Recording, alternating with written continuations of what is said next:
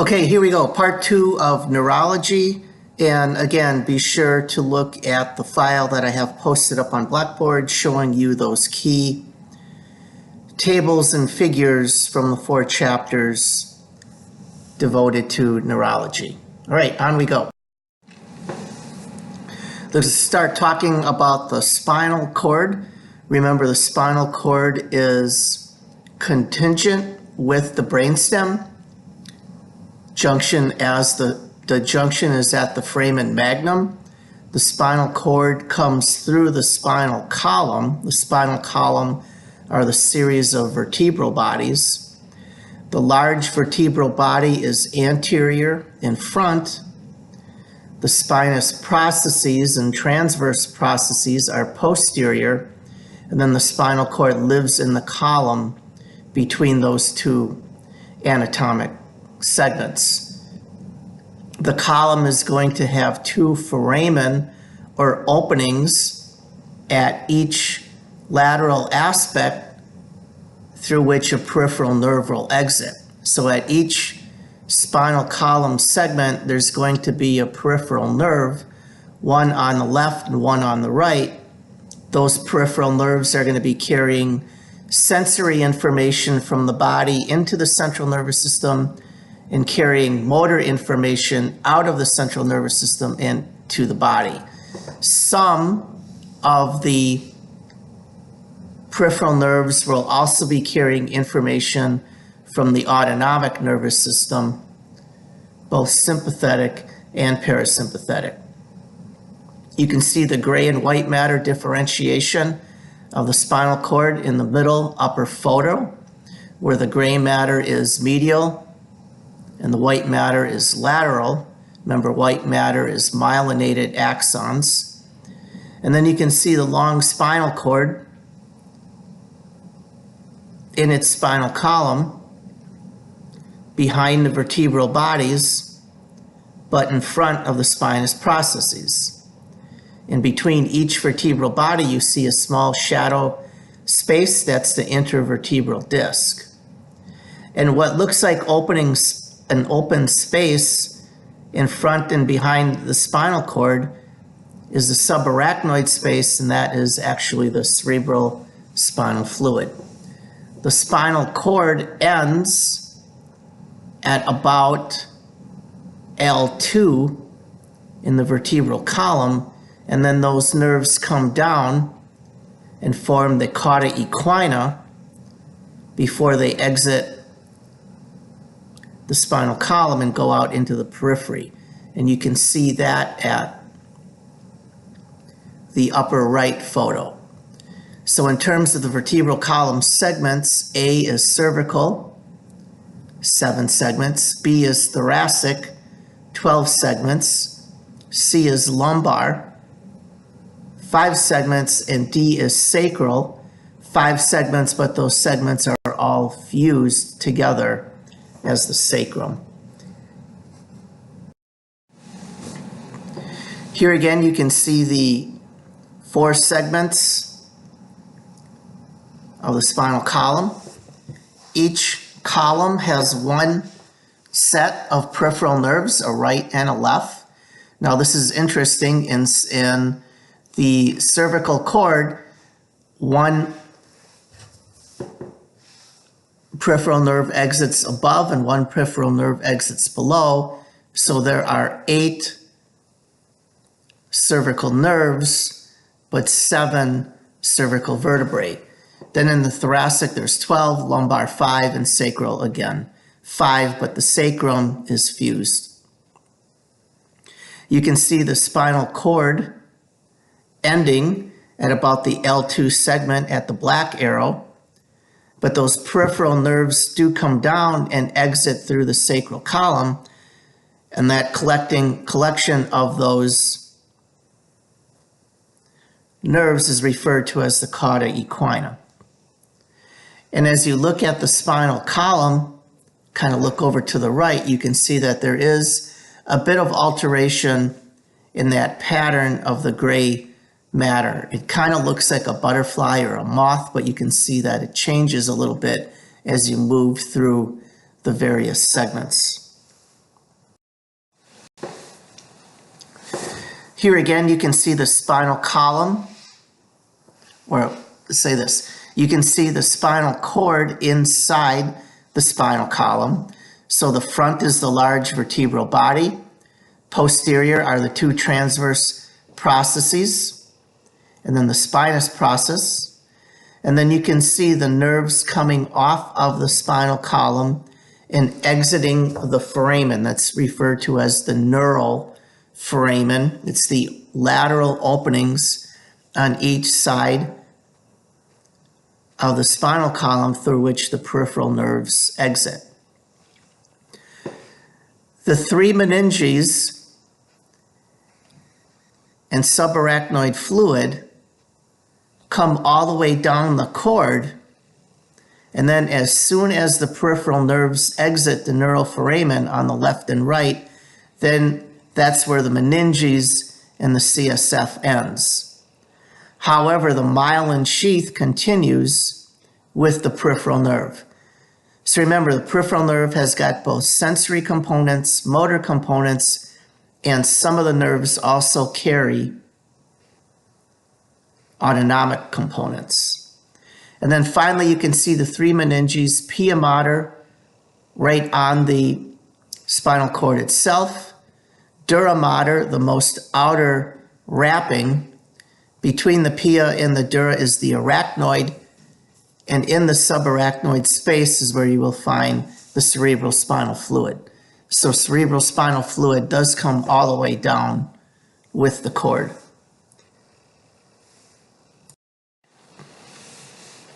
And then one more look at it. Central nervous system being the cord itself.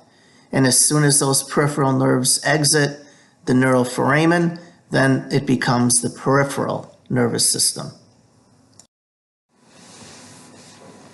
Within the cord is white matter and gray matter. Really quickly, let's talk about the white matter.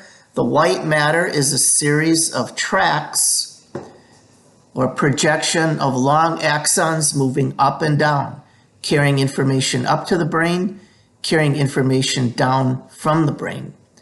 Some of those tracts are sensory tracts containing sensory information. Some of those tracts are motor tracts, obviously carrying motor information.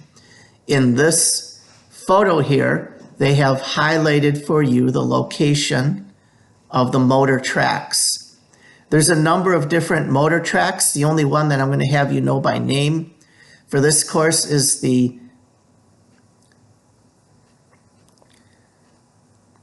what I'm going to call the cortical spinal tract. The cortical spinal tract, also referred as the spinal cortical tract, is the primary tract carrying motor information from the brain down to the peripheral nervous system. Here are the location of the sensory tracts, and they are carrying sensory information from the body up to the brain. There's a number of sensory tracts. The one tract that I will have you know by name is the spinothalamic tract. Now, these photos were incorrect. See where it says lateral cortical spinal tract, kind of on the upper right? That's actually motor. That's actually the motor tract that I want you to know. The spinothalamic tract is the sensory tract that I want you to know, and we'll talk more about that as we move on here. So there's an error in this photo in terms of labeling. So here we go, spinothalamic and cortical spinal. The spinothalamic tract is carrying some sensory information from the peripheral nervous system up the cord and to the cortex, to the sensory homunculus. We talked about him last unit. The spinothalamic tract is the tract which primarily carries pain sensation. The cortical spinal tract is carrying motor information from the motor homunculus in the frontal lobe down the cord, and then that synapses on peripheral nerves which go out to muscle.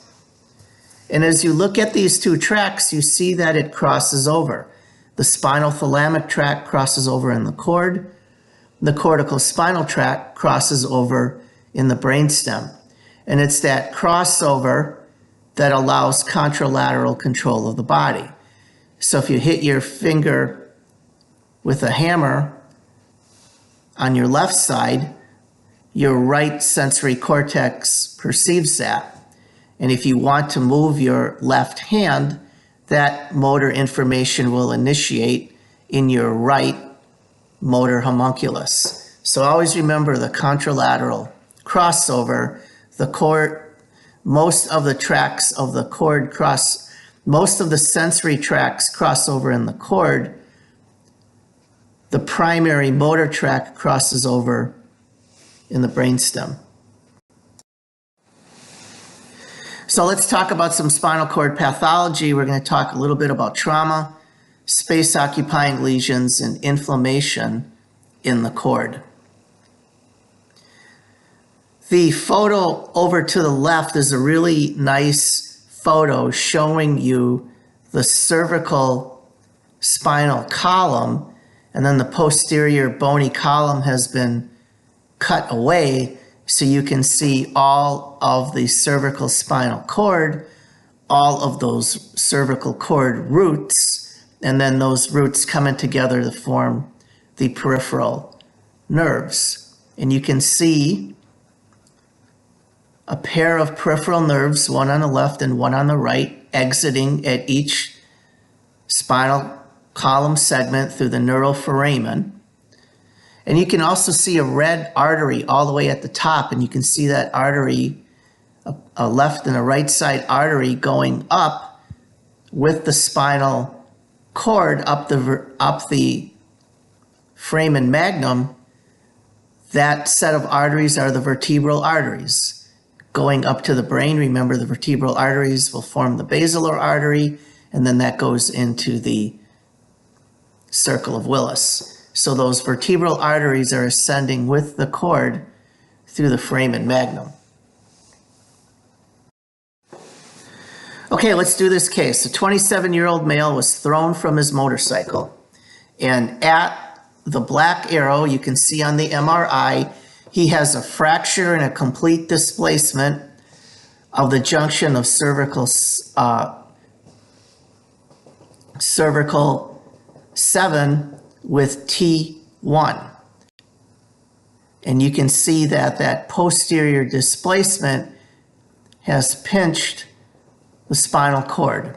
Can you see that? It's pretty clear at that black arrow. Okay, now based on this x-ray, let's think about this for a second and make some predictions. Could he breathe on his own? Could he walk?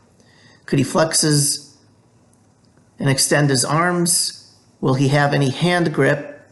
Could he raise his head? Where would his body sensation end? Would he have bowel and bladder control? Could he experience erections? And would he be able to stand? So some of you guys are going to know this because you're familiar with neuroanatomy and trauma. But what we're going to do now in the next few minutes is we're going to go through the spinal cord, and then we're going to be able to be sure that everyone will be able to answer such of these questions. So predict what is the individual's clinical symptoms and injuries based on what part of the cord has been injured based on the anatomical segment of the cord that has been injured. And what we're going to do for this course is if we see a cord injury, we're going to assume that the injury is 100%, is transected completely through the cord such that everything above that segment is intact and everything below the segment is no longer intact. That's not quite the way it works in the real world, as you know, as there could be unilateral cord injury. There can be spotty cord injury, meaning it's involved in various segments. But at least to keep it simple and go through this neuroanatomy, we're going to consider cord injuries in this course as being 100% transection right at the anatomical site, everything above intact, everything below no longer functional. So now you use the sensory dermatomes and the motor dermatomes to determine what remains clinically intact in an individual who suffered spinal cord injury. So look at the sensory dermatomes on the left first. Cervical in green, thoracic in blue, lumbar in purple, and then sacral kind of like in the pink-red.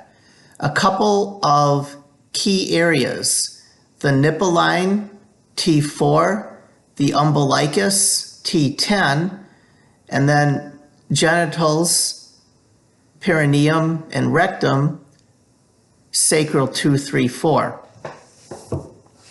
Legs are lumbar, and the upper extremities are primarily lower cervical with some input from thoracic 1, and then your diaphragm, cervical 3, 4, 5. Okay, motor, sorry. The motor is for your diaphragm, cervical 3, 4, 5, allows your diaphragm to contract. So if you have a cord injury below C5, you should still be able to do some spontaneous ventilation because C4-5 is innervating the diaphragm. Cervical cord injuries above C4 would result in paralysis of the diaphragm and the individual unable to spontaneously breathe.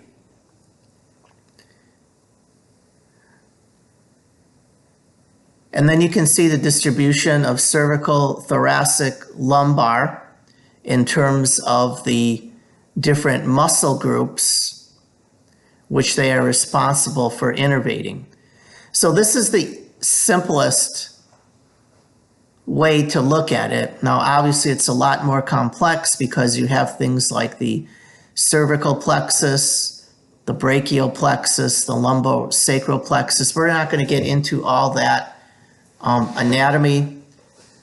I'm sure for those of you that are working in neurology units and working in cord injuries, you take that level to much deeper understanding of anatomy. But just for at least understanding cord segments, you should be familiar with the general distribution of the sensory dermatomes and the general distribution of the motor dermatomes. A better term for the motors, we can call them myotomes. So dermatomes representing sensory and myotomes representing motor. So have a good idea. And on the motor, things that you should definitely know is C4-5 diaphragm. You should definitely know C5-6 as arm, C7, C8 as hands, intercostal muscles, T2 through T12, hip flexors, L2, hamstring muscles, L4, L5, foot muscles, L4, S1, and then definitely the genitals and perineum, S2, S3, S4.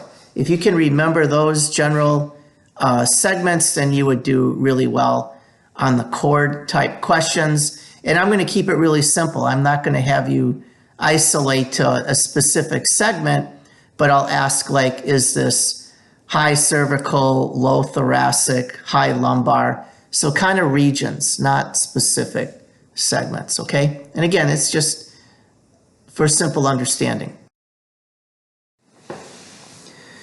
Okay, like the brain, the cord is encased within a closed space of bone, so a space-occupying lesion within a vertebral segment can result in cord compression. And the more significant and the more prolonged that cord compression is, the greater is going to be the risk of acute and eventually irreversible long-term pathologic consequences. So again, not a whole lot of space for the cord and those peripheral nerves to exist inside that spinal column. One type of expanding lesion that you can have in the cord is a hematoma, or bleeding in the cord. You can see that due to trauma. This can happen due to bleeding disorders, thrombocytopenia. It can also be due to anticoagulant medications. We know that individuals on anticoagulant medications in the setting of trauma, lumbar puncture, definitely have a risk of bleeding into the spinal column, causing a hematoma surrounding the cord and injuring the cord. Here are a couple of contrast enhanced MRIs showing you cord compression from a hematoma. So again, think about that. If there was a compression of a hematoma at thoracic 4, what might you expect in terms of sensation, which is and is not intact, and what might you expect in terms of motor dysfunction, and what motor movements may remain intact. Now, as you look at that hematoma on the sagittal thing, you can see, again, it looks like it's involving as many as 4 different segments, and it may not be 100% across. So in the real world, the clinical interpretation can get a little difficult. But for purposes of this course, we're going to work with lesions at one segment that are 100% across, and that's what's going to help us better understand this distribution of dermatomes and myotomes. All right, let's try to localize this segment. After attempting a stunt on a BMX bike, John hit the pavement and suffers extreme back and neck pain. He's able to breathe, has full movement of his chest and arms with symmetric hand grip, no movement in either leg. He has sensation intact down to his lower abdomen, but no sensation in his legs, rectum or scrotum, and he has no rectal tone. Can you work out now, assuming a 1-segment complete injury where John has been injured? If you can work this out, then you will do just fine on any kind of cord question that I give you, because it will be just like this. And again, if you could probably localize it down to the segment, but I at least want you to localize it down to the region. So if your options were high cervical, low cervical, high thoracic, low thoracic, lumbar sacral, what would you pick on this one? All right, so try to get it localized as close as you can. But on the question, your answers will be more regional rather than a specific segment. I think this is one which is really easily doable. So here, showing you on X-ray, showing you the vertebral column and labeling for you on the left the cervical segments, and labeling for you on the right T12 and the 5 lumbar segments. And the purple line shows you anatomically where the cord would lie. So fractures of the spinal column, particularly fractures which are posterior, behind the vertebral body, those are the ones that are going to be at greatest risk of injuring the cord. A rule of looking at the cervical cord on an X-ray in terms of clearing the cervical cord on a trauma patient, you want to be sure that you can see 7, meaning that you can see all 7 cervical vertebrae. As well, you also want to be able to see that junction or that interaction between cervical 7 and T1. If you can't get all those segments in the X-ray, then you are unable to clear the cervical cord using the x-ray. You have to C7. And then again, on the lumbar side, lumbar thoracic side, you can see where the cord is. And then I ended it at L2 because that is typically the anatomical end of the spinal cord. But remember, those nerves then are going to come off the cord as the cauda equina and then exit through their representative neuroforamen at the lumbar and sacral segments. And remember, the 5 sacral segments are fused, but there are foramen in the sacrum that allow those peripheral nerves, part of the cauda equina, to come out of the vertebral column and into the periphery. Okay, can you see the cervical fracture? Does it look like an anterior or posterior fracture to you? Can you isolate the segment, and then based on the segment, can you predict sensory and motor pathology? So remember, the skull sits on cervical 1, so the first vertebral body is cervical 1. Cervical 2 has the dens, it has that long upward projection. So start at cervical 1 or cervical 2 and count down.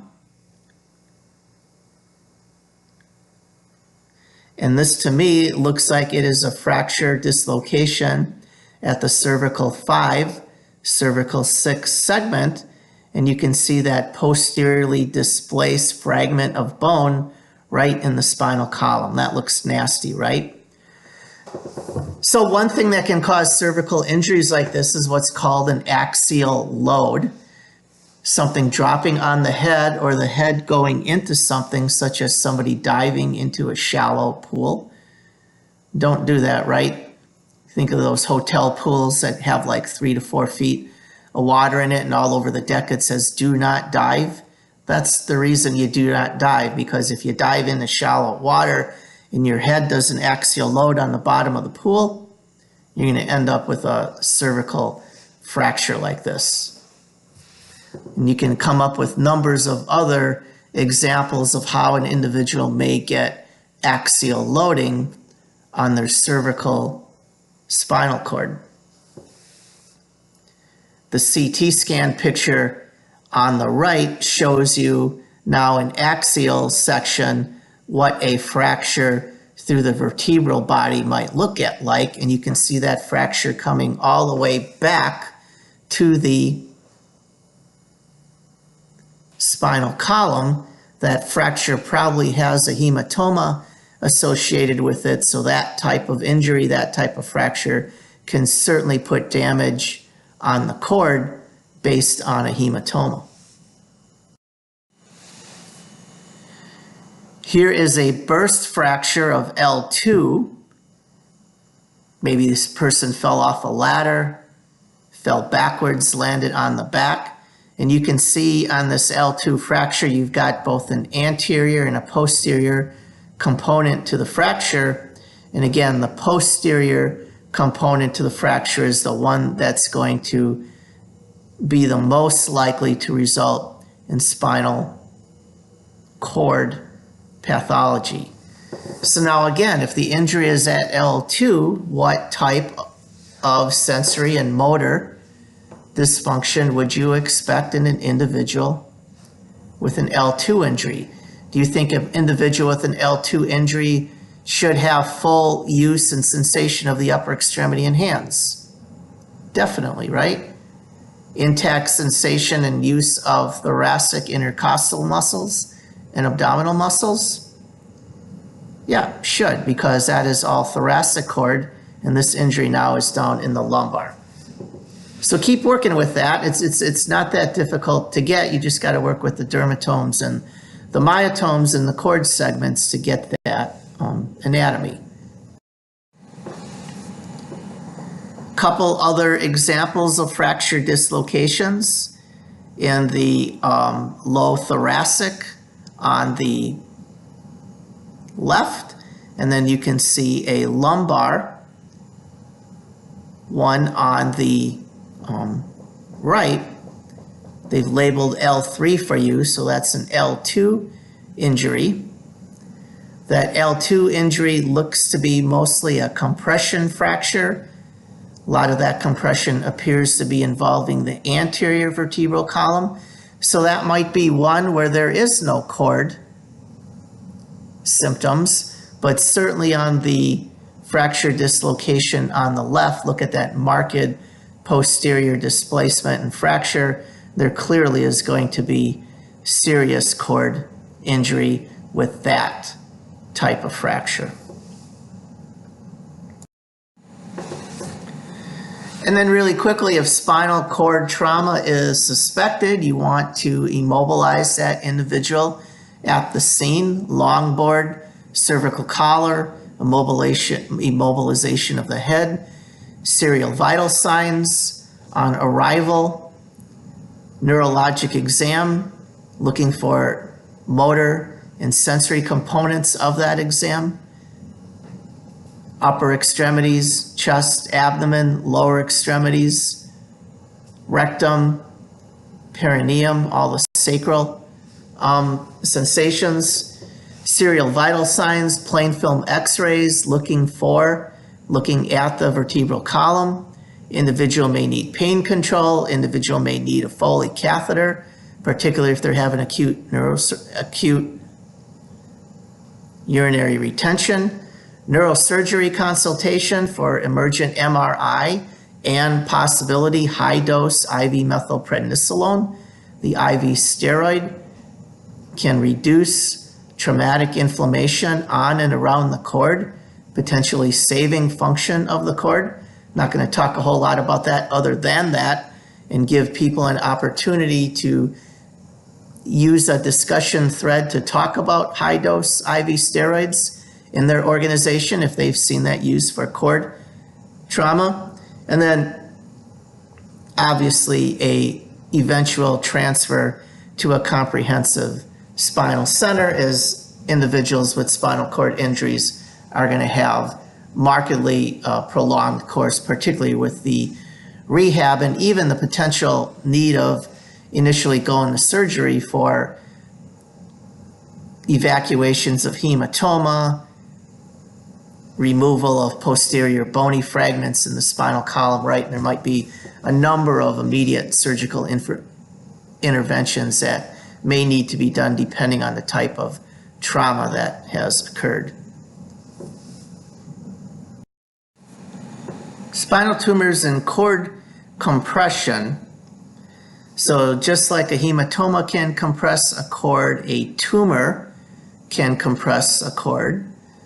Most spinal tumors begin in bone or bone marrow, and most spinal tumors are metastatic. Primary tumors of the spine are relatively rare. It's the metastatic cancers, which are more commonly the types of tumors that you see on the spine. Breast, lung, liver, prostate, melanoma, probably the most common cancers that metastasize to the spine. You can see most of them go to the thoracic region, about 20% to the lumbar, and a much smaller percent cervical. Any cancer patient that starts to present with new onset back pain or new onset symptoms suggestive of peripheral nerve pathology, you must consider metastatic cancer, their primary cancer metastasizing to the spine and either impinging on the cord or impinging on the roots or impinging at the neuroforamen where the peripheral nerves are exiting the spinal column. Signs and symptoms characteristic, or I should say suspicious, of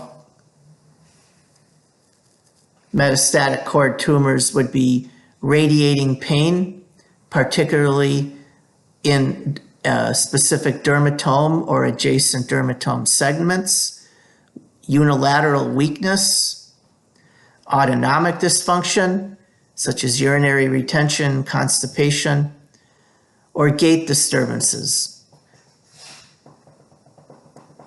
When the lumbar cord is affected and the lumbar cord controls the legs, and you can see how that could equate to difficulty or inability walking.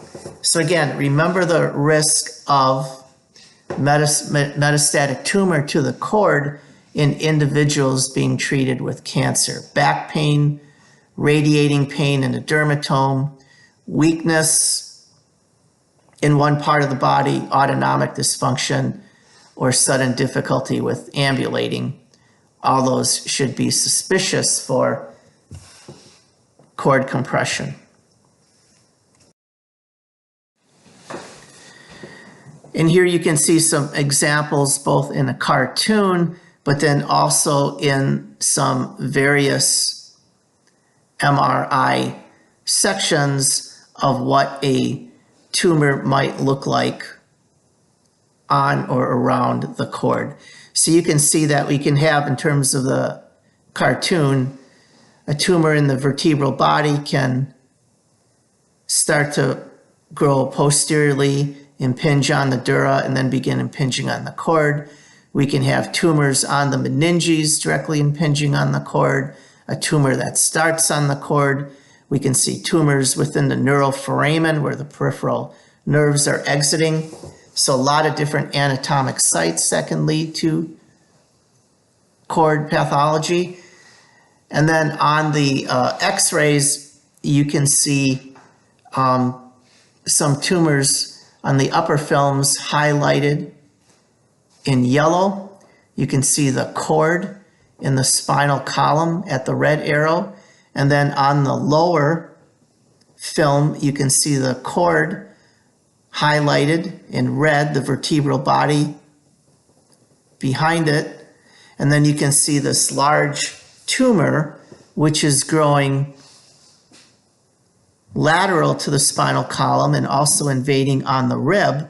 And you can see that would be right in the segment of the neuroforamen, right where the peripheral nerve would be exiting laterally off the cord. So a lot of different regions where we can see cord tumors. How about cord inflammation? So now inflammation is not malignant, it's not cancer, but we know that inflammation can lead to swelling, and swelling of inflammation can definitely lead to cord damage. If you look at this MRI here over towards the right, I've labeled for you the cervical segments, and then you can see with the cord itself, the normal cord kind of looks grayer. You can see that kind of up at cervical 2 and cervical 3. Then you can see that lighter type lesion within the cord extending from C4 all the way down to T3.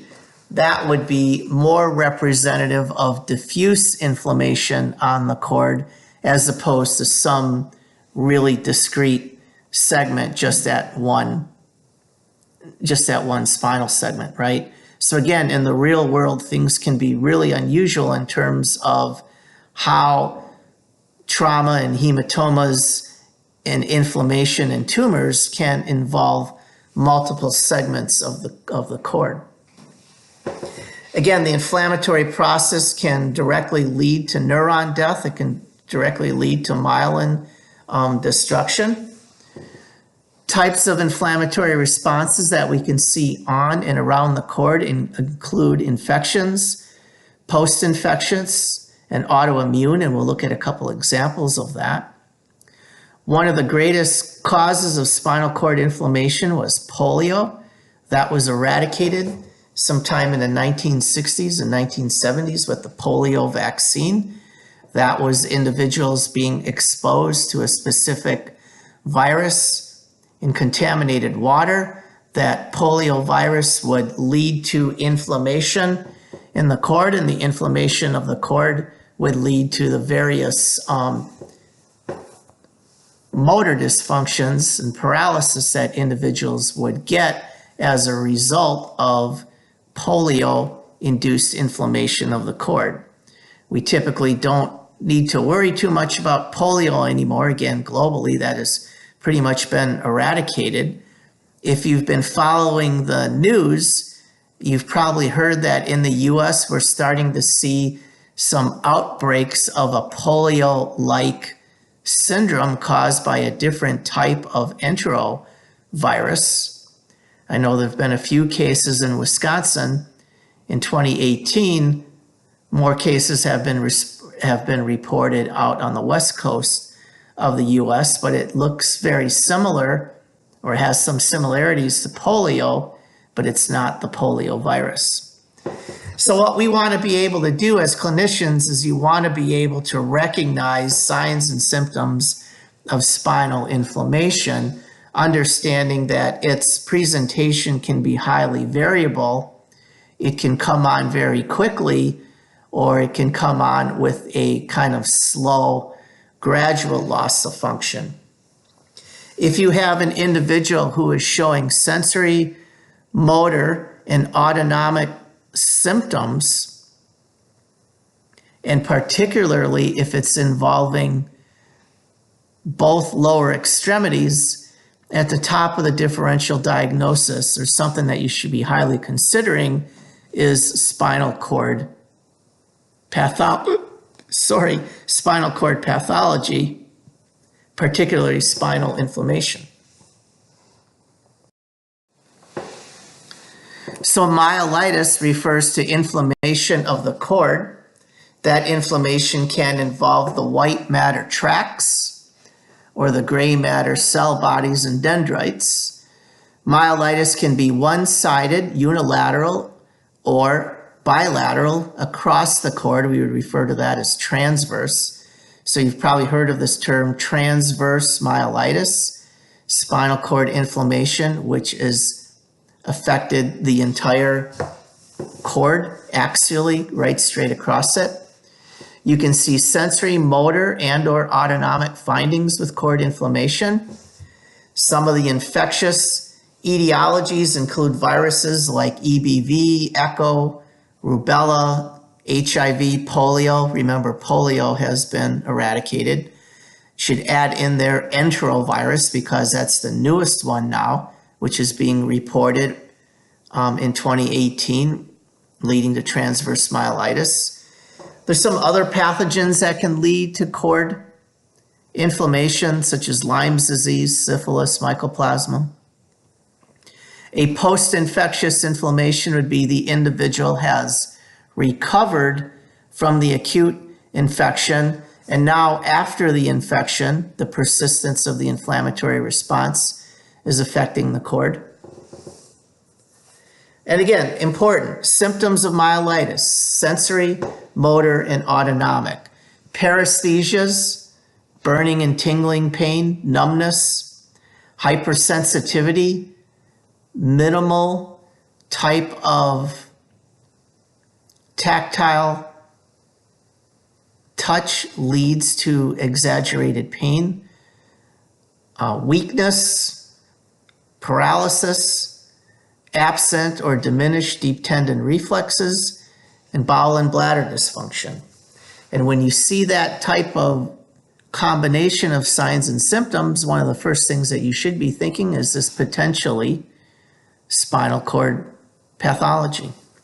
So look at those above symptoms, those two lines of symptoms, paresthesias down to bowel bladder retention, and then decide which of those symptoms are sensory, which of those symptoms are motor, and which of those symptoms are autonomic.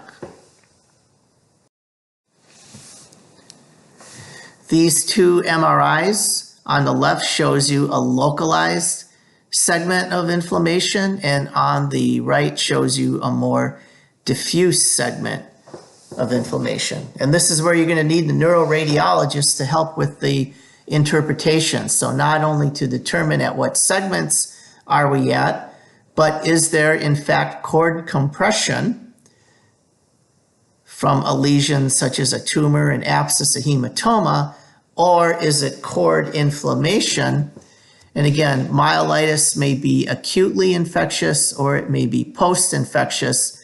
We haven't talked about autoimmune myelitis yet, but that is another type of inflammation that can happen in the cord, is autoimmune.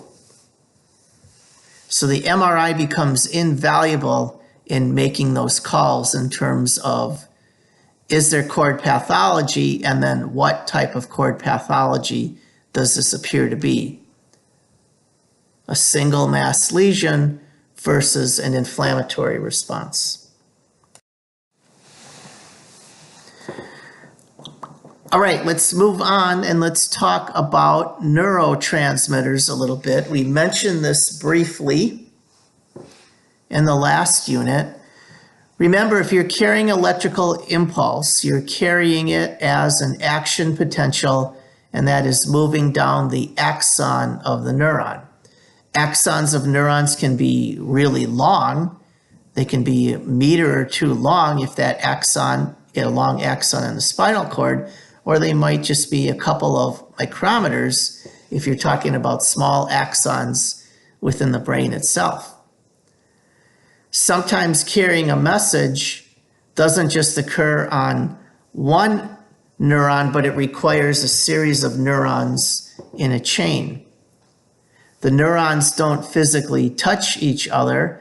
There's a gap between the neurons referred to as the synapse.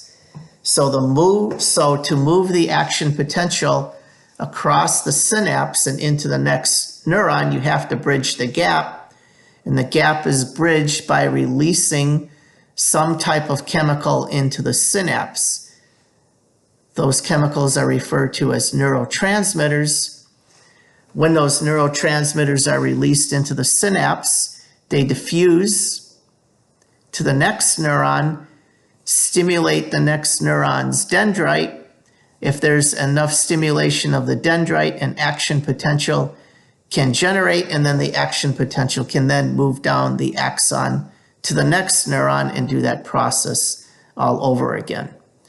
When we look at this neuron to neuron interaction, we usually look at it as one-to-one architecture, but remember, it's really many to many neurons interacting with many other neurons. It's just easier to understand what's going on at the synapse if we talk about it in a one-to-one relationship. So here's a one-to-one relationship, one neuron interacting with another, and you can see the gap in between, which is the synapse. So the action potential travels down to that terminal output section. In the terminal output section will be vesicles. Within the vesicles, the neurotransmitters will be stored. So they're synthesized in the neurons and then stored in the vesicles. As the action potential comes down to the terminal region, it will open up calcium ion channels. Calcium and proteins referred to as snare proteins will fuse the vesicle to the cell membrane, and when that vesicle gets fused, it will release the neurotransmitter. Now the neurotransmitter in the synapse will find a receptor on the next neuron, and when enough neurotransmitter has bound onto those receptors, that next neuron will be able to generate the action potential and propagate that action potential down the axon of that neuron. So the neuron which is releasing the neurotransmitter is called presynaptic, and the neuron which has the receptor where the neurotransmitter binds onto is postsynaptic. And remember, the synaptic gap is in between the two. Those neurotransmitters do not stay on the receptor for an infinite period of time. They've only got a short period of time on there. That neurotransmitter is either going to be degraded in the cleft, or that neurotransmitter will be recycled and taken back up into the presynaptic neuron, where it will be restored and then used again. So some ways that we can enhance the neurotransmitter with drugs is we can use a drug that causes degranulation. We can use a drug that acts like the neurotransmitter and binds on the receptor. We can use a drug that inhibits the degradation of the neurotransmitter, or we can use a drug which inhibits the reuptake of the neurotransmitter back into the presynaptic neuron. All four of those mechanisms are taken advantage of in neuropharmacology to enhance the effect of a neurotransmitter. And as we go into some pathologies here, like Parkinson's disease, we'll see how that comes into play. So a general understanding of what neurotransmitters do and how they act physiologically can pay a lot of dividends in helping you understand some of the pathologies and certainly understanding some of the neuroacting drugs. There are numbers of different types of neurotransmitters. There are numbers of different types of receptors to which those neurotransmitters work on, and there are numbers of different types of intracellular effects which lead to the generation of the action potential. Lucky for you, we're just going to cover this fairly cursory. I want you to get an idea of some of the more important neurotransmitters and some of the more important receptor subtypes. So don't freak out too much by looking at this, but showing this to you as to show you that neurophysiology and neuropharmacology can get pretty complex. And this is just another schematization of an action potential coming down to the terminal output region, releasing the neurotransmitter binding onto a postsynaptic receptor, and then that interaction on the receptor generates some type of molecular event inside the postsynaptic neuron, which generates the next action potential. And there are a lot of steps going on in here, and all these different steps can be impacted upon by different drugs to either enhance an action potential or decrease an action potential. Again, sometimes you want to stimulate the nervous system and enhance these electrophysiologic effects, and sometimes we want to inhibit the nervous system and put the individual in a state of CNS inhibition. A perfect example would be using a drug like IV midazolam, IV Versed, that's going to be inhibitory to CNS stimulation. So a lot of different ways to do that. I'm not going to really have any type of exam questions on any of this more complex type of pharmacology, but I'm introducing this to you because I think it'll be helpful when we look at some of the pathologies here and understanding why some of these drugs work to treat some of these diseases. And again, don't memorize this table, but take a look at these drugs and then look at the mechanism in terms of what it does. Adderall mimics the neurotransmitters epinephrine and norepinephrine. Xanax and propofol are drugs that activate a receptor. That receptor is an ion channel, a chloride ion channel, and on and on. So you can look at all these different drugs, and then you can back up one slide and you should be able to see in that series of 8 steps where does that drug specifically work to induce its effect. And then I'll give you an opportunity on the discussion thread to pick your favorite neuroacting drug. Tell us what it's used for. What are the clinical effects that you expect when you give that drug?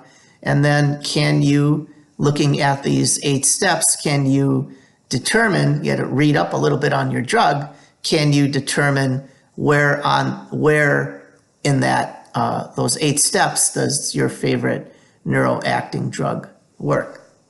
So see if any of you guys are interested in sharing that with us.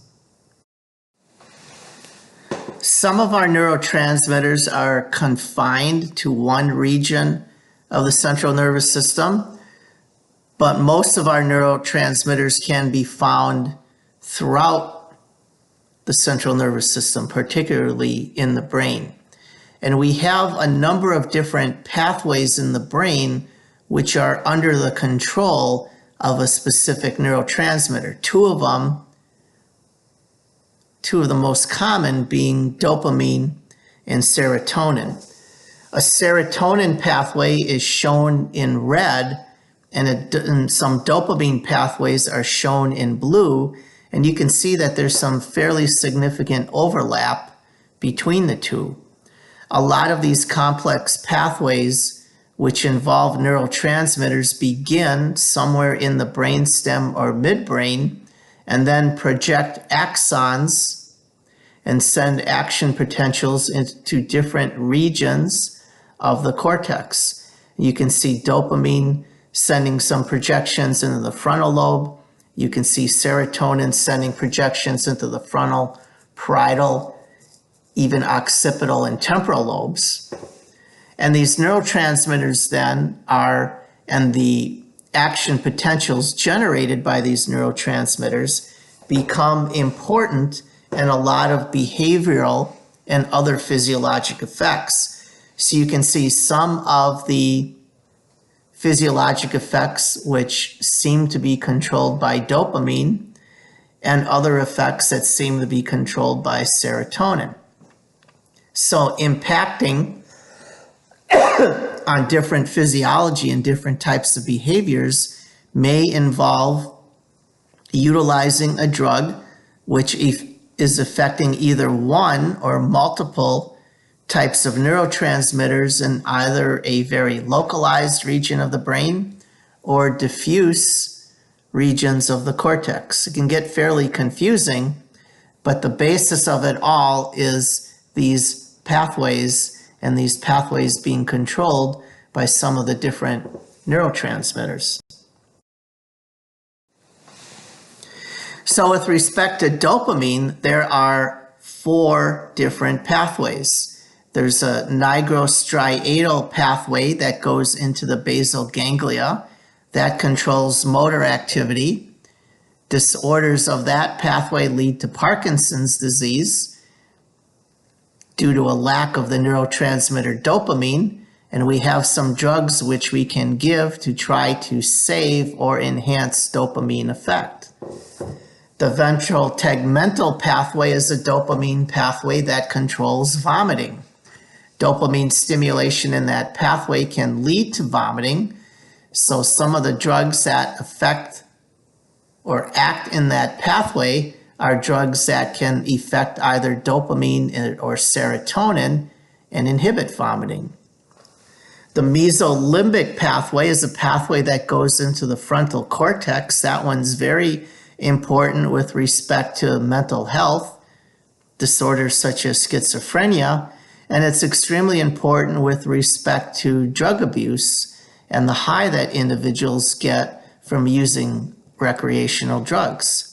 The high that an individual experiences from a recreational drug such as an opioid or methamphetamine or cocaine is due to surging of dopamine levels in the mesolimbic tract. So again, when we think about tracts and neurotransmitters, we have numbers of different tracts being regulated by neurotransmitters and projecting into different regions of the brain, all controlling different aspects of motor, sensory, and behavioral function. Most of that can be impacted upon by either drugs that excite and enhance that pathway or depress and inhibit the pathway. So let's talk about the basal ganglia and a dopamine pathway in Parkinson's disease. The basal ganglia is a complex pairing of 3 different types of nuclei, the caudate, the putamen, and the globus pallidus. And those 3 nuclei are found in each hemisphere of the brain, so we've got 2 pairs of each. And these basal ganglia together are extremely important for motor movement, very important in what's called on-off, initiation of motor movement and termination of motor movement. If you think of it, if you were to reach out right now and grab a bottle and then bring that bottle back to your mouth and take a drink, that's a series of start-stop actions. You want that start-stop action to be very smooth, and the basal ganglia plays an extremely important role in controlling that type of motor activity. That term nuclei refers to a collection of neurons, gray matter cell bodies, which are responsible for a specific effect. I think I defined that in the first PowerPoint for this unit and actually showed you some examples of nuclei within the pons and other regions of the brain. So here are 3 nuclei, which are kind of like deep central brain underneath the cerebral cortex, but found on each side, found in each hemisphere, the basal ganglia. Extremely important in motor, regulation of motor movement, and one of the pathologies that we'll look at here which adversely affects the basal ganglia is Parkinson's disease. So the neurotransmitter involved in this pathway is going to be dopamine. The pathway we're talking about is the nigrostriatal pathway, and it connects to the basal ganglia. And I said it's very important with respect to movement, but it's very important with respect to cognitive thought and cognitive perception as well. So there's the chemical, dopamine, and again, dopamine is the neurotransmitter of this pathway.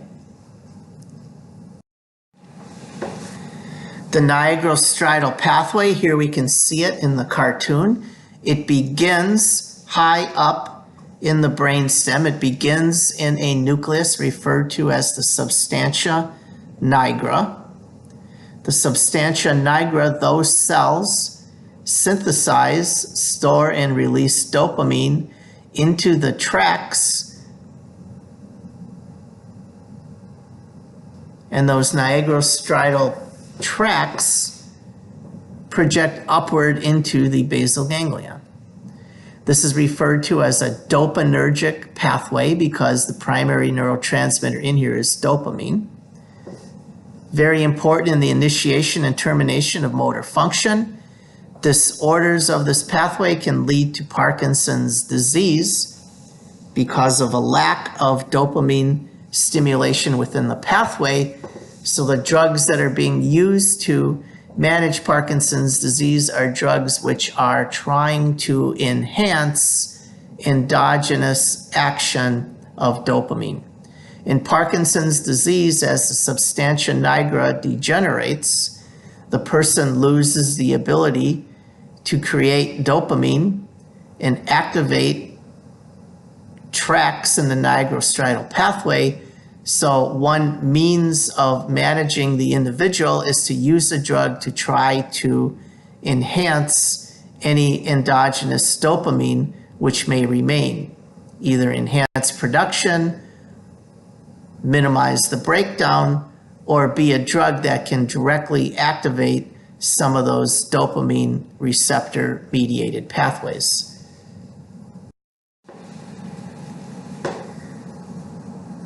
The substantia nigra is located close to but inferior below the basal ganglia.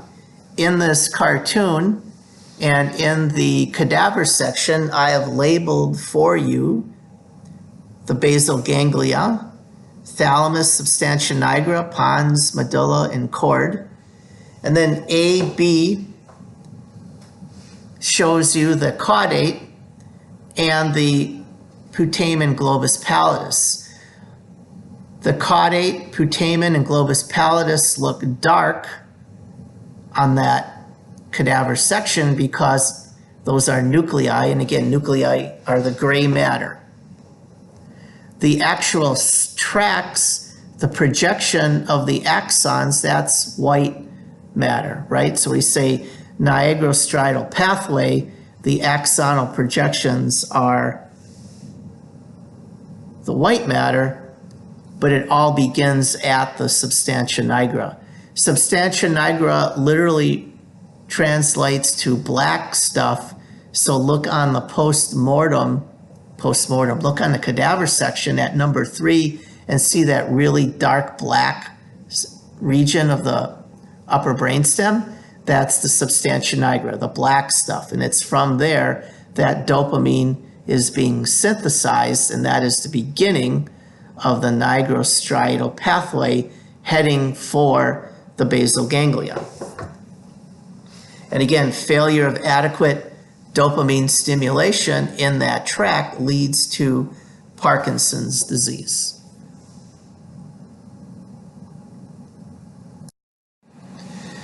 So Parkinson's disease, most common movement disorder resulting from dopamine deficiency. There is a progressive loss of the neurons which make up the substantia nigra. As a result, there's going to be decreased output of dopamine to the basal ganglia. You can see where the substantia nigra is in terms of it being located in the upper brainstem, actually in the midbrain itself, and the degeneration of the substantia nigra is what leads to Parkinson's disease. So we can see in the cartoon on the upper right, we can see what a healthy substantia nigra looks like, and then we can see what a degenerating substantia nigra looks like. We're losing all that black stuff. The degeneration can primarily be bilateral, but one side may be more adversely affected than the other. But in general, it is a bilateral degeneration, both sides of substantia nigra being degenerated. One of the byproducts of dopamine synthesis is melanin. Remember, melanin is the pigment that turns things dark. So where you're making dopamine, melanin is there as well. So that melanin is what stains that region really dark, right? If you're making dopamine and a byproduct is melanin, then that region's going to be stained dark. So as you read through the slide here, you can see the characteristic clinical presentation of Parkinson's disease: slow and rigid muscle movement, uncontrolled motor tics, upper extremity tremor, and then as the disease progresses, cognitive and behavioral effects. Akinesia, reduced movement, bradykinesia, slow movement, muscular rigidity, and resting tremor are the characteristic manifestations of a lack of dopamine from the substantia nigra in the nigrostriatal pathway. Individuals have an extremely difficult time with initiation and stopping of movement, and this becomes very evident in their gait. Very difficult getting it going, and then very difficult to stop it once it occurs. So it's again degeneration of dopamine producing neurons of the substantia nigra. Those neurons are sending both facilitatory and inhibitory messages into the basal ganglia, responsible for that start-stop action. Treatment then is enhancing dopamine activity. We can't just give the person dopamine because dopamine doesn't get into the brain. It doesn't cross the blood-brain barrier. So we have to use drugs that act as a precursor to make dopamine, drugs which can inhibit the degradation of dopamine, or drugs that can act directly like dopamine. Michael J. Fox and Muhammad Ali are two very well-known celebrities who have Parkinson's disease. So again, bradykinesia, resting tremor, particularly with their hands. They usually refer to it as a pill rolling sign. Muscle rigidity, instability when standing up or sitting upright. If you have slow and absent motor movement in the extremities, that also results in slow, absent motor movement in the muscles of the face. So that results in a very mask-like absent facial expressions. Infrequent eye blink, lack of arm swing when walking, and later stages more of a stooped, flexed posture due to the postural instability. So you can see there's a lot of characteristic adverse motor effects as manifestations of Parkinson's disease. Here's some of the epidemiology of Parkinson's disease. About 3% of people have it by the time they reach 70. There is a selective and progressive loss of dopaminergic neurons in the substantia nigra. There are some drugs which are known to destroy the substantia nigra, and these are used in research models to try to induce Parkinson's disease in animals to better study it. There's a genetic component to it, but again, it's multifactorial. So there are it's probably both an interaction of genetic and environmental causes which lead to this degeneration of the substantia nigra. Parkinson's disease is diagnosed based on characteristic signs and symptoms, and particularly if the individual improves with a dopamine precursor drug such as L-DOPA, that in itself can help get to a diagnosis of Parkinson's disease. One of the technologies used for diagnosing Parkinson's disease is what's called a DAT scan, where DAT is a dopamine transporter protein. One would expect that you would find dopamine transporter proteins in regions of the brain which are highly concentrated for dopamine.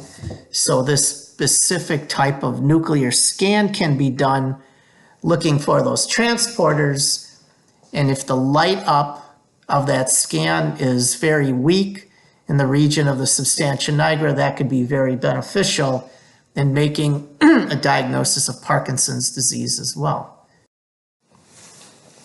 So here's some examples of that DAT scan. It's using an isotope to find dopamine transporters. You can see a normal scan at the top, a scan of Parkinson's disease in the middle, where the light up, the most enhanced activity in the red is diminished, and then giving the individual the precursor levodopa. They'll take that levodopa and convert it to dopamine, and then you can see some regeneration in the signal in the region of the substantia nigra. So this becomes an important diagnostic test that can be used in not only differentiating Parkinson's disease, but also looking at the response to therapy. And then really briefly, pharmaceutical treatment. So it's a lack of dopamine. Dopamine has two important receptors in this tract. They're referred to as D1 and D2. So if we can do something to enhance dopamine effect on these receptors, we have something that can result in a clinical improvement in Parkinson's disease. So one way to do this is to give a precursor medication like L-DOPA, carbidopa, where the L-DOPA component will be converted by the individual to dopamine. The name of that drug is Sinemet. We can use drugs that inhibit the breakdown of dopamine, so the enzyme monoamine oxidase B. Monoamine oxidase B naturally degrades dopamine, so in an individual with Parkinson's disease, we would like for them to hold on to their dopamine, not degrade it, so we can use an MAO inhibitor, MAO-B inhibitor drug like selegiline. And then there are some drugs that can directly activate the dopamine receptors. Ropinirole, Rekip, is one such drug. So none of these are preventing further degeneration of the dopaminergic neurons. What it's doing is giving the individual an ability to perpetuate some stimulation of the dopamine receptors, therefore improve clinical symptoms. A lot of research is ongoing regarding stem cell replacement for Parkinson's disease, where stem cells then ideally becoming substantia nigra cells and going on to produce endogenous dopamine. Don't ask me about that. I really don't know a whole lot about that other than the fact that there is a lot of research looking into being able to make that happen. For now, the primary treatment are these three classes of pharmaceutical drugs. Okay, let's go to our next neurodegenerative disease. Let's talk about the myelin sheath. So we spent some time talking about myelin in Unit 1. So let's talk about an autoimmune disorder which affects the myelin sheath in the central nervous system.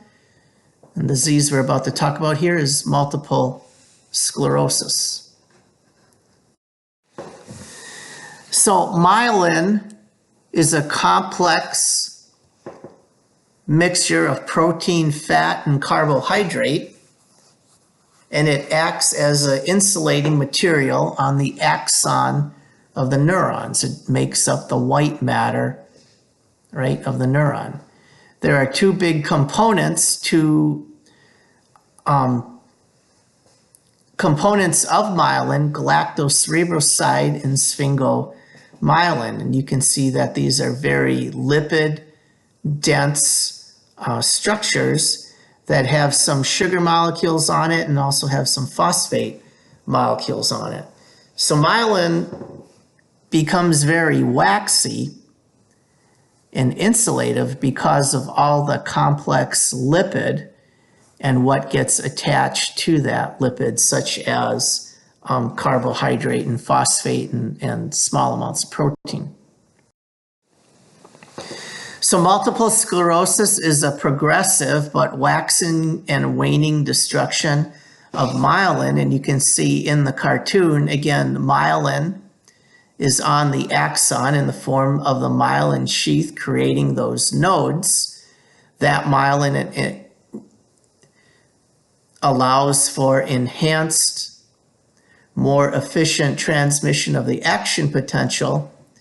In multiple sclerosis, there's a progressive destruction of that myelin sheath. And as that myelin sheath is damaged, the movement of electrical information through the action potential becomes adversely affected.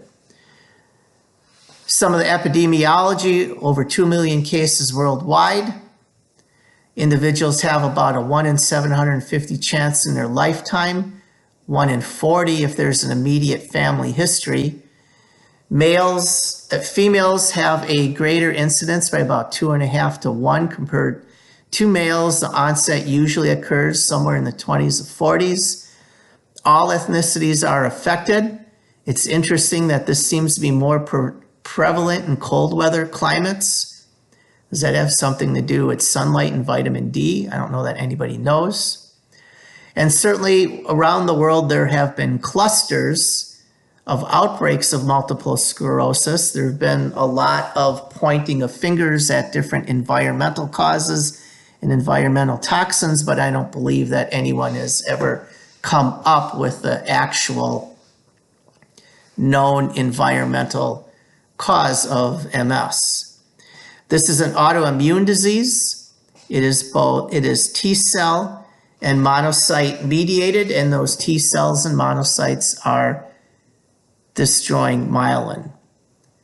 In some instances, there may be an infectious trigger, such as an EBV infection, and then after the recovery of the EBV infection, the autoimmune response to myelin may initiate. But that doesn't happen in all individuals. And there is definite genetic susceptibility with respect to immediate family members and increased risk in individuals in that family. Not everyone with MS is affected similarly. There's 4 different types of MS. Just really briefly read through this and have a general understanding of what each of these 4 different types of MS are. The most common form is the one referred to as relapsing remitting, where individuals have symptoms and then they go into a period of remission where the disease doesn't get any worse, but then it relapses again. Some of these can be very slow in onset. Some of these can be very rapid in terms of the destructive progression. The clinical effects of multiple sclerosis do not localize in the way that signs and symptoms of a stroke localize because the pathology is in one segment of the brain. Signs and symptoms of a tumor may localize if it's only in one region of the brain. Signs and symptoms of a disease like Parkinson's localizes because it's one region of the brain. In multiple sclerosis, because myelin is being adversely affected and myelin is found throughout the central nervous system, you don't get localization of the effects. Therefore, because any part of the brain that has myelin can be affected, there can be multiple different types of clinical effects seen in MS, those being demonstrated here in the photo. And as you look, you can see those effects are sensory, motor, cranial nerve, autonomic, and cerebral. And again, it's due to destruction of myelin within the central nervous system. As that destruction can be diffuse, the signs and symptoms, therefore, would not localize. And here you can see the inflammatory lesions, usually referred to as scars or plaques, due to white matter degeneration. Where that occurs can be variable in terms of the location and the severity, and that's what leads to the variability in the signs and symptoms of any given patient, as well as the severity of the symptoms. Take a look at the healthy white gray matter differentiation in the upper cadaver pictures, and then look at the lower cadaver pictures in the CT scan, and you can see examples of diffuse, small, or bigger white matter scarring and plaquing. So that inflammatory process, which is involving numerous white blood cells, including T cells and B cells, are all involved in that inflammatory plaquing process.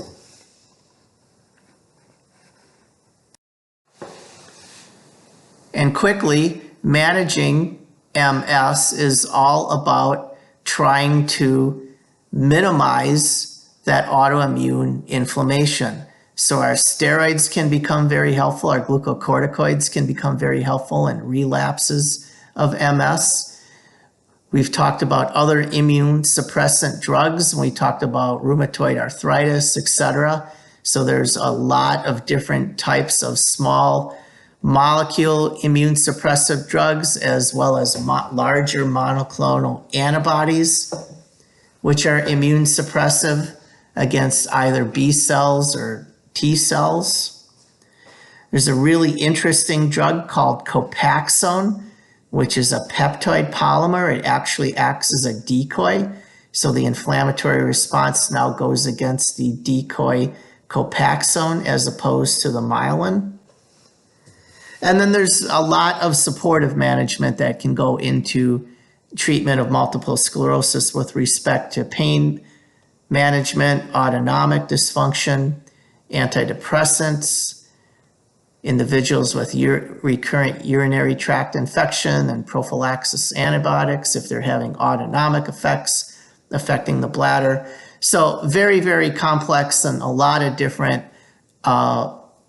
drugs to manage individuals with MS. So you can see that most of those drugs in one way or another have some profound anti-inflammatory effect in minimizing the autoimmune destruction.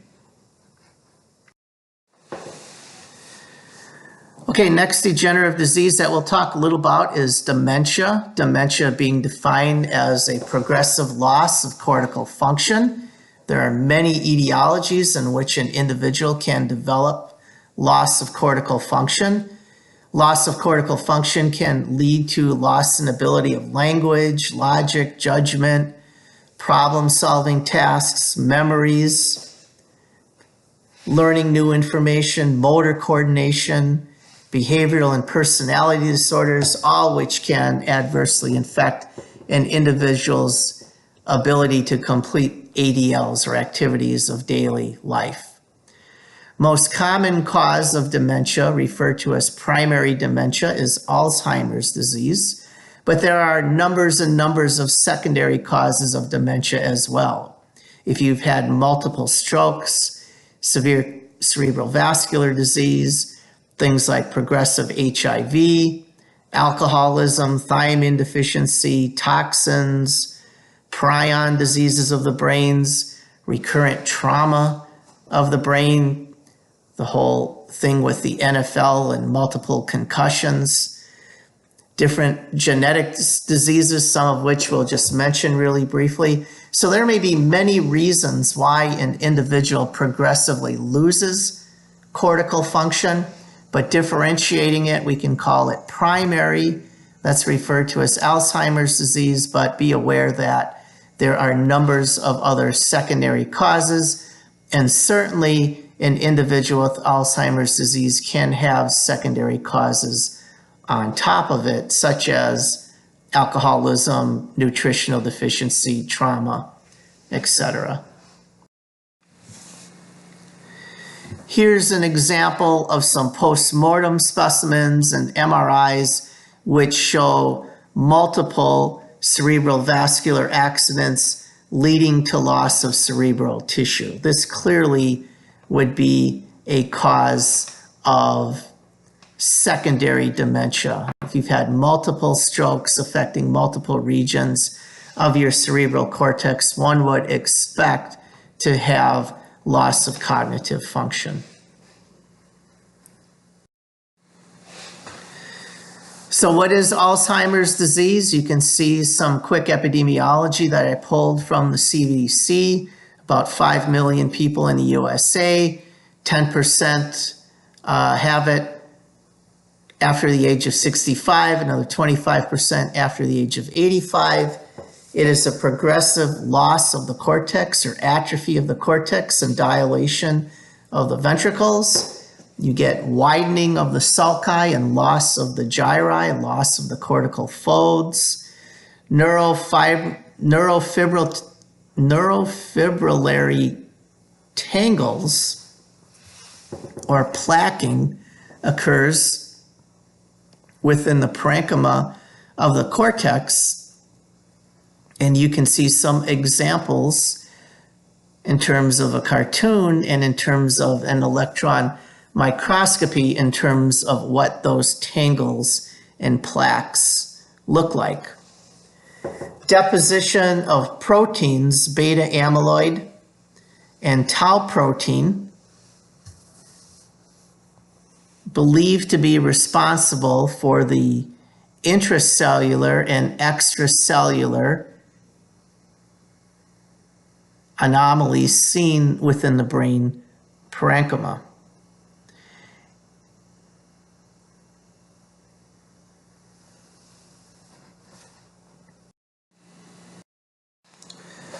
So risk factors for Alzheimer's are clearly going to be advancing age. The incidence goes up, higher incidence due to familial inheritance, and underlying atherosclerotic cerebral vascular disease can also contribute and make worse. So the thought here is You want to enhance brain activity. You want to exercise your brain by enhancing social activity, by enhancing cognitive thought, by enhancing exercise. This is a progression of the disease where the individual loses short-term memory, forgetfulness, emotional ability, difficulty concentrating, difficulty with problem-solving skills, eventually affecting motor impairment. So getting the individual to participate in cognitive, social exercise, the more we're utilizing the brain, the more that we're establishing synapses, the better in the long run the individual may be with respect to minimizing the effects or at least slowing the effects of this disease. Remember, this is a clinical diagnosis for an individual who starts showing signs and symptoms of dementia. Want to look at potential secondary causes and where secondary causes are found: alcoholism, nutritional deficiency, cerebral vascular disease. Do what is able to be done to stop those secondary causes. So again, Alzheimer's, primary dementia, but always consider secondary causes that can enhance and perpetuate this type of pathophysiology. Postmortem changes here, again, the loss of cortical atrophy, the dilation of the ventricles. If you've ever been in a cadaver lab and looked at a brain of an individual who died of Alzheimer's versus an individual who didn't have Alzheimer's, it's extremely impressive, the differences in tissue. Just picking the two brains up and feeling the lack of weight of the individual with Alzheimer's disease due to cortical atrophy and due to that marked widening of the ventricles. Very impressive pathology. And in terms of pharmacology, at this point, some of the pharmacology which is being attempted sometimes just doesn't do a whole lot. So nothing has been found to be very outstanding.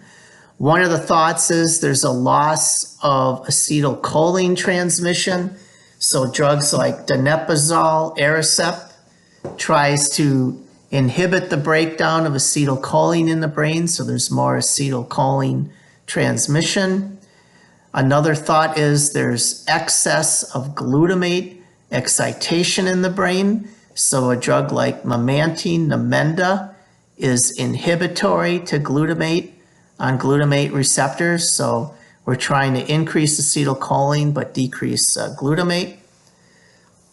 Within the last year, at least in the pipeline in phase 3 trials, are monoclonal antibodies. And these monoclonal antibodies, the thought is if we have this abnormal amyloid protein leading to plaques and tangles within the cortex, can we solubilize and eliminate that type of pathologic protein from the brain?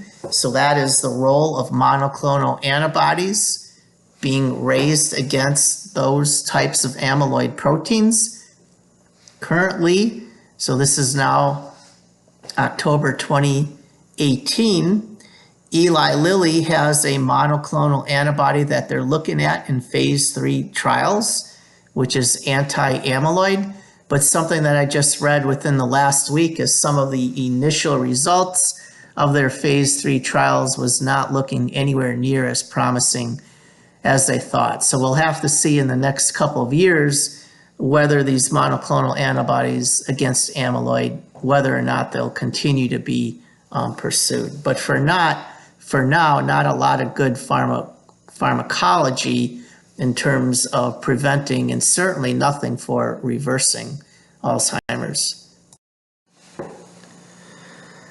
Huntington's disease, really quickly, is another degenerative disorder which involves loss of cognition and motor abilities. This is an autosomal dominant hereditary disease, tends to come on in the 30s and 40s. The genetic defect is found on chromosome 4, and it leads to glutamate-induced protein destruction within the basal ganglia. This may be mitochondrial at a cellular level.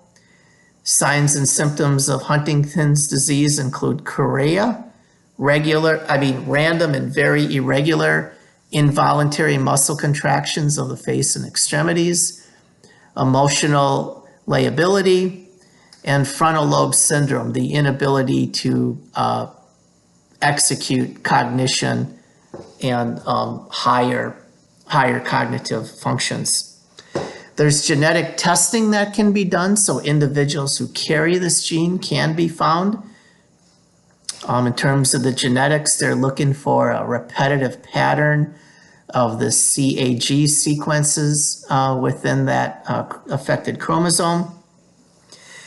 And no real good pharmacology for this. A lot of what's used in terms of the pharmacology are drugs that are being used in the treatment of schizophrenia, like Seroquel and Risperdal, and that may be helpful for a while in terms of controlling behavior, and possibly helpful in terms of controlling chorea and some of this highly pathologic abnormal muscle movement. So another example of a very profound degenerative disease.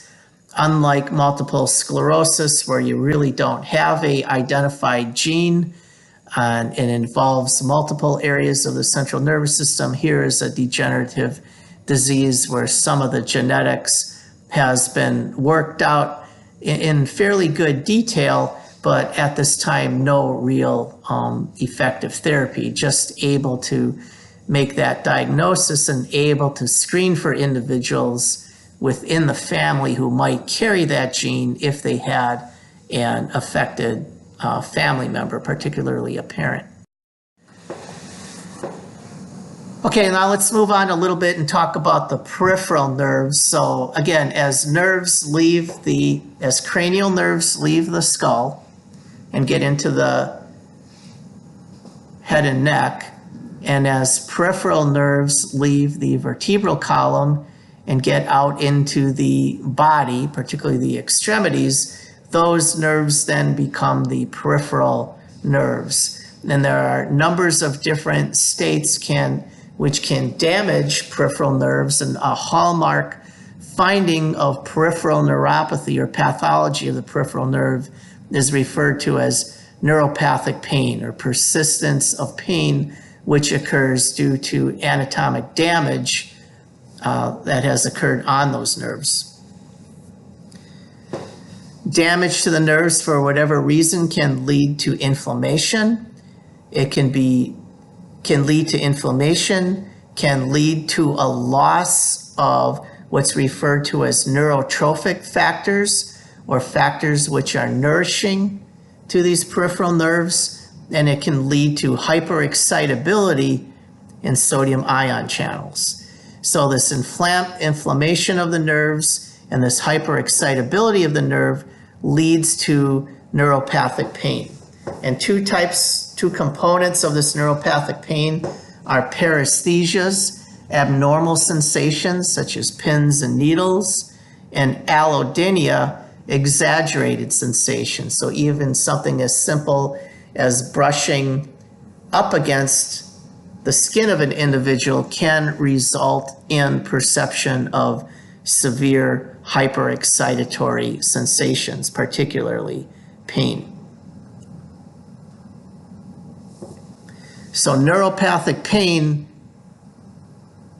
is a consequence of peripheral neuropathy. And again, numbers of different things can lead to pathologic destruction of nerves, causing inflammation of the nerve and causing hyperexcitability of the nerve. Almost all neuropathies will have a sensory component. Again, pins and needles, burning pain, falling asleep. Some neuropathies have a motor component, That motor component can be somatic, affecting the body, or can be bulbar, affecting the head and neck. So take a look at some of these cranial nerve findings here: ptosis, left-sided facial palsy, ophthalmoplegia, paralysis of extraocular muscles.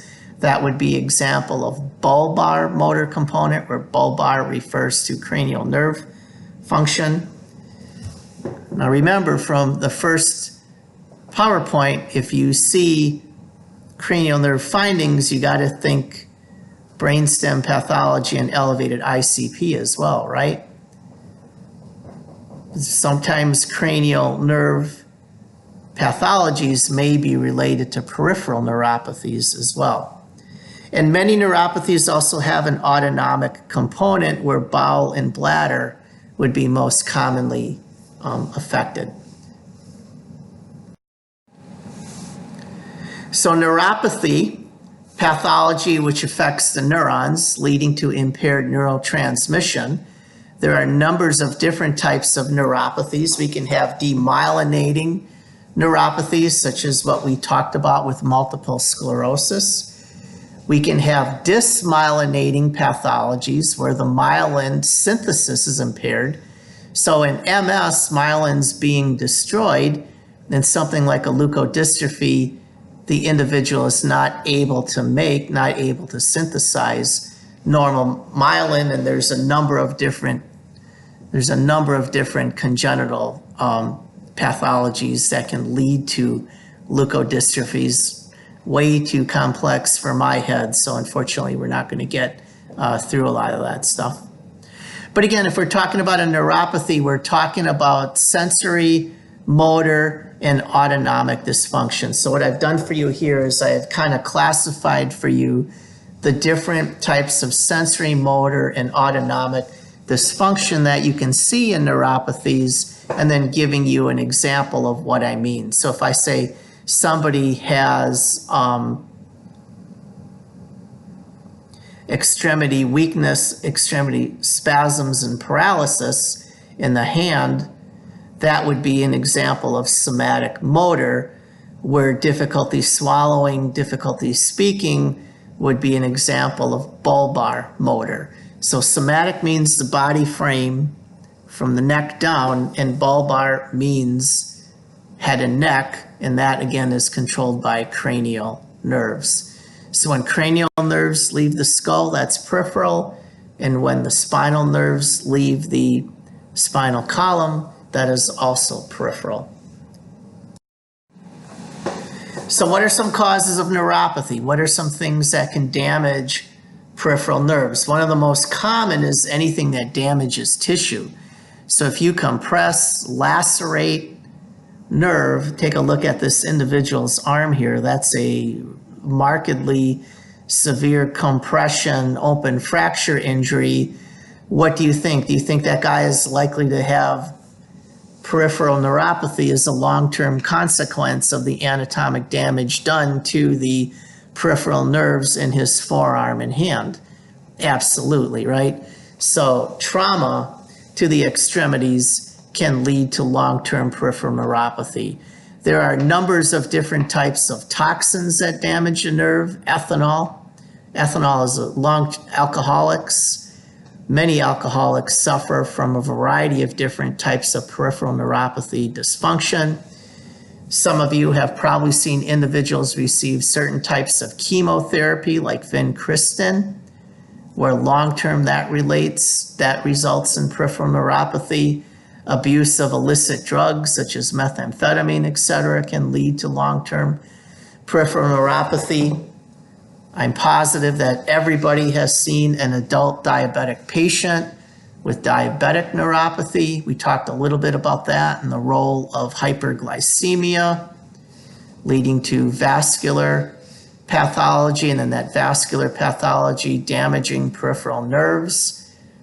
Consequence then being diabetic neuropathy. Vitamin deficiencies, maybe some of you have seen an individual deficient in B12 vitamin from the disease pernicious anemia. They develop neuropathy as a result of that. autoimmune and non-autoimmune inflammatory disorders. I would bet many of you have seen HIV, long-term HIV patients with peripheral neuropathy. Those of you who have been out of the country and done medical mission trips may have seen individuals with mycoplasma leprosy as a cause of peripheral neuropathy. So many different types of pathologic processes that can lead to damage and degeneration of peripheral nerves. At least in the US, some of the most common causes are going to be trauma, alcoholism, and diabetes, particularly type 2 diabetes. And again, reviewing diabetic neuropathy, again, just because due to its prevalence, individuals with diabetic neuropathy are going to have sensory, motor, and autonomic components. We went through this in some detail in, I believe that was Unit 5, but again, take a look at this and refresh your memory again on what diabetic neuropathy is. Here is an unusual but very specific form of peripheral neuropathy. It's Guillain-Barré syndrome. This is an inflammatory demyelinating neuropathy attributed to lymphocyte and autoantibody destruction of myelin in the periphery. Often this is triggered by some type of acute viral infection, sometimes a bacterial infection. Classic presentation is an ascending paralysis. It begins low and then ascends up, typically bilateral. Symmetric pain, paresthesias, and weakness, which eventually leads to paralysis and loss of deep tendon reflexes as the disease advances superiorly. It can begin to affect chest and chest muscles, leading to respiratory paralysis. This can be variable in its progression in terms of the severity and the rate of progression. Some individuals with Guillain-Barré syndrome may require months of supportive ventilative care. Some forms of Guillain-Barré may involve cranial nerves. And making this diagnosis of Guillain-Barré can be difficult because it's going to look like cord compression, but this is a demyelinating event. Individuals often will undergo MRI to look for transverse myelitis and cord compression syndromes. When they have that clinical picture of bilateral lower extremity pain, paresthesias, weakness, loss of bowel bladder control, loss of deep tendon reflexes, right? That all sounds like cord pathology. So you got to rule out cord pathology, and when that's ruled out, you may be dealing with a case of Guillain-Barré if it's fitting the clinical pattern. Other means to diagnose Guillain-Barré is by looking at cerebral spinal fluid, where there typically is a very high amount of protein in the cerebral spinal fluid, and then other more advanced neurologic testing, such as nerve conduction velocities and electromyography, can be done to better pinpoint that diagnosis. But I wanted to bring this up really briefly here to mention Guillain-Barré and show that this is inflammation leading to demyelinization in the peripheral nervous system.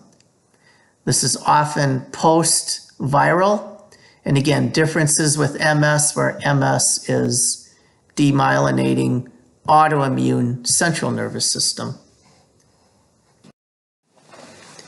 Came across this. This is a cool little slide that I found that quickly summarizes the clinical picture of Guillain-Barré syndrome. So that's another good neurologic pathology to have in your head.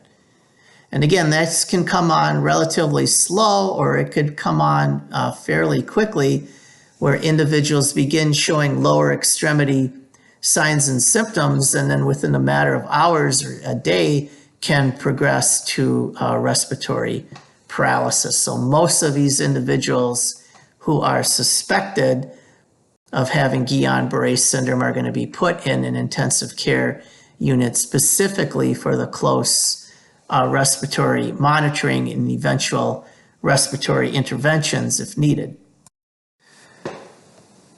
Okay, we're getting close to wrapping up here. I want to say a little bit about muscle pathology and then talk a little bit about meningitis, and then we're going to wrap this up and be done with neuro. So all these individuals, no matter what they're doing, are using a series of neurologic and skeletal muscle reactions to make this activity happen. So I want to talk just a little bit about some pathologies of skeletal muscle.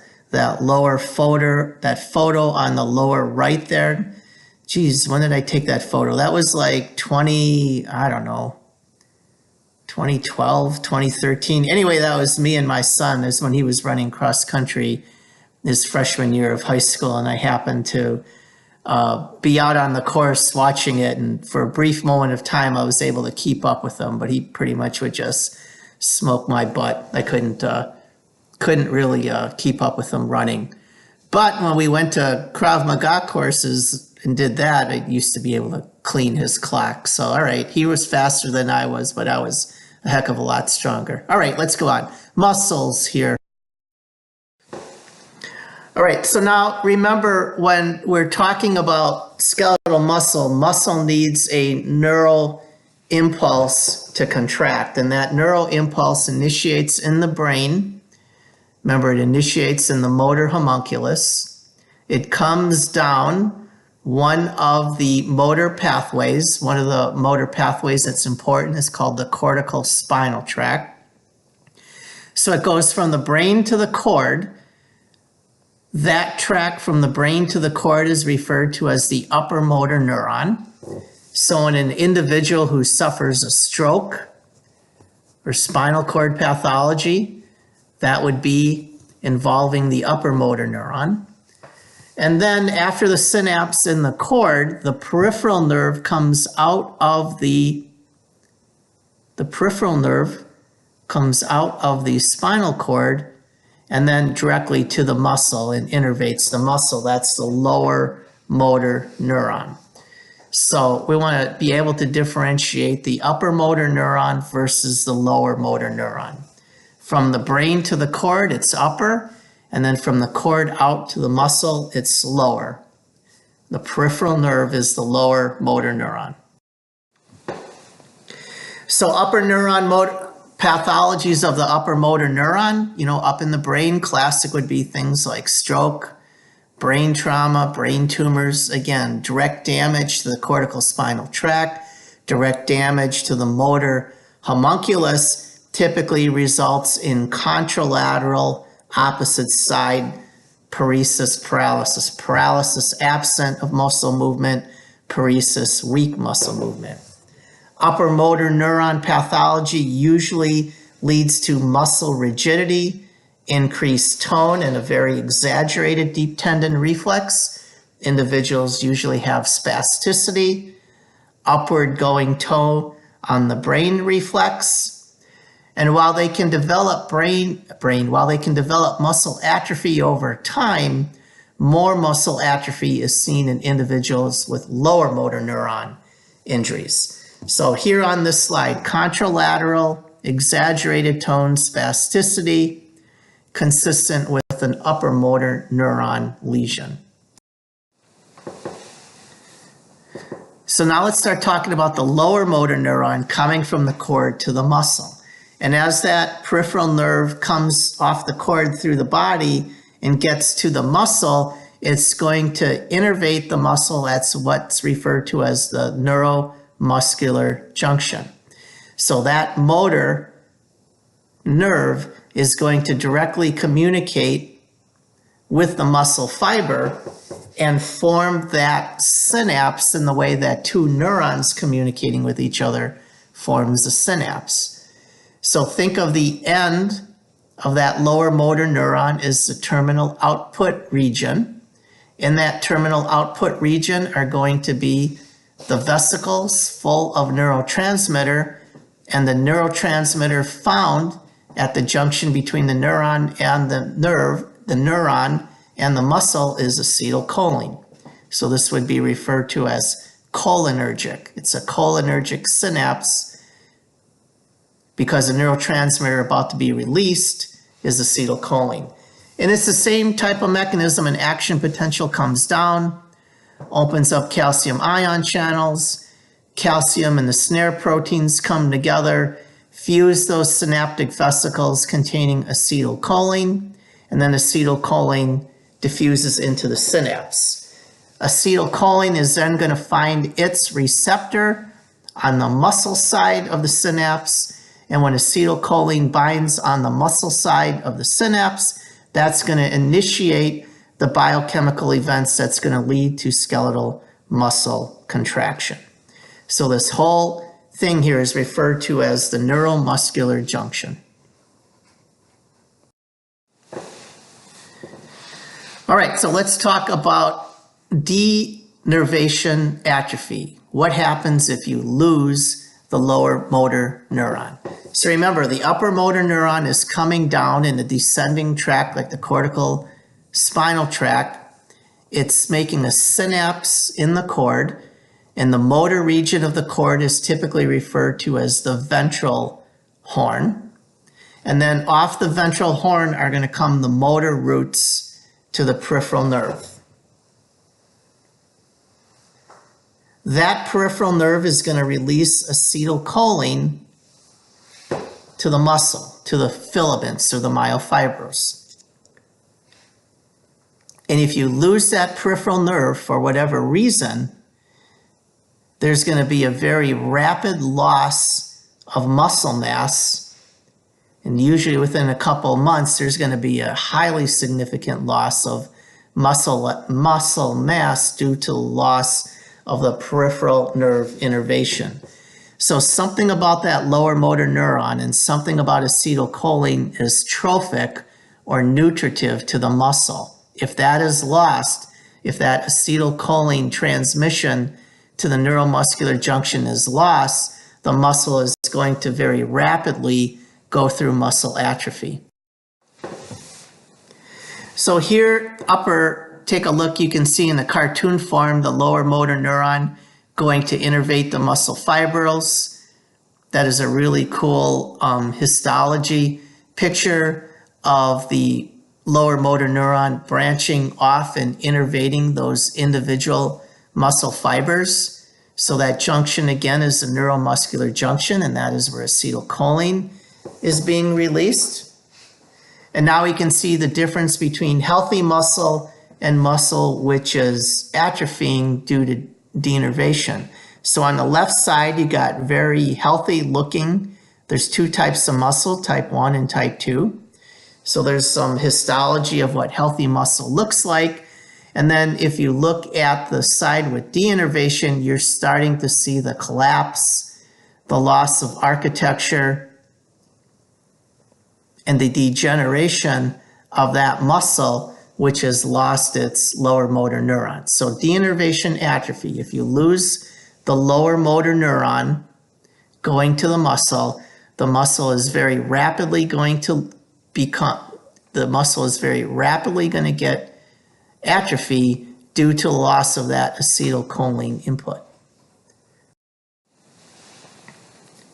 So what's some examples of lower motor neuron pathology? One example is myasthenia gravis. Myasthenia gravis is the production of antibodies against the acetylcholine receptors in the neuromuscular junction. So again, the nerve wants to release acetylcholine into the synapse, and acetylcholine wants to bind the receptor on the muscle. Myasthenia gravis is a pathology where autoantibodies are being generated against those acetylcholine receptors, so there's no input of acetylcholine to the muscle. If there's no input to the muscle, that's going to result in weakness, paralysis, and eventual atrophy.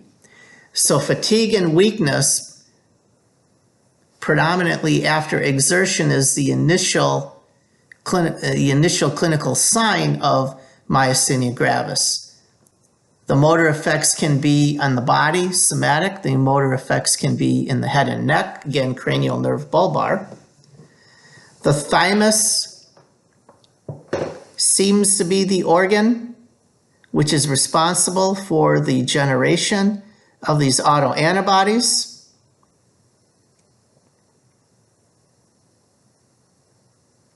Managing it, we can't give the individual a new receptor. We really can't give them acetylcholine, but what we do is we try to enhance the effect of acetylcholine by using drugs that block the breakdown. So there's an enzyme called the cholinesterase enzyme that breaks down acetylcholine. What's being attempted in myasthenia gravis is to enhance the amount of acetylcholine by preventing the breakdown. If there's only a few receptors left, maybe if we've got more acetylcholine molecules, we're more effective at covering and stimulating what residual receptors are there. And then because it's autoimmune suppression can be attempted in the same way that we do autoimmune suppression, the same types of drugs that we use post-transplant or same types of drugs used for managing other autoimmune diseases, particularly the steroids, can be very beneficial. And the thymus, if the thymus is the source of these autoantibodies, a surgical procedure to remove the thymus may also minimize the autoantibodies. I believe other interventions such as plasmapheresis, trying to take off the autoantibodies, may also be beneficial for these patients. So myasthenia gravis is an example of a pathology of the lower motor neuron. This pathology is specifically located on those acetylcholine receptors on the muscular side of the synapse, and you're losing those receptors due to autoimmune destruction.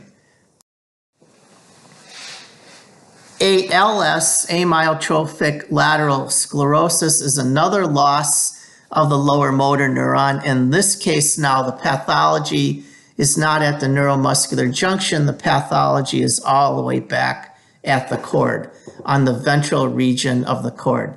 So remember, on the cord, we've got a sensory region and we have a motor region. The dorsal part, if you're looking at a schematic, the dorsal part is usually up and the ventral part is usually down.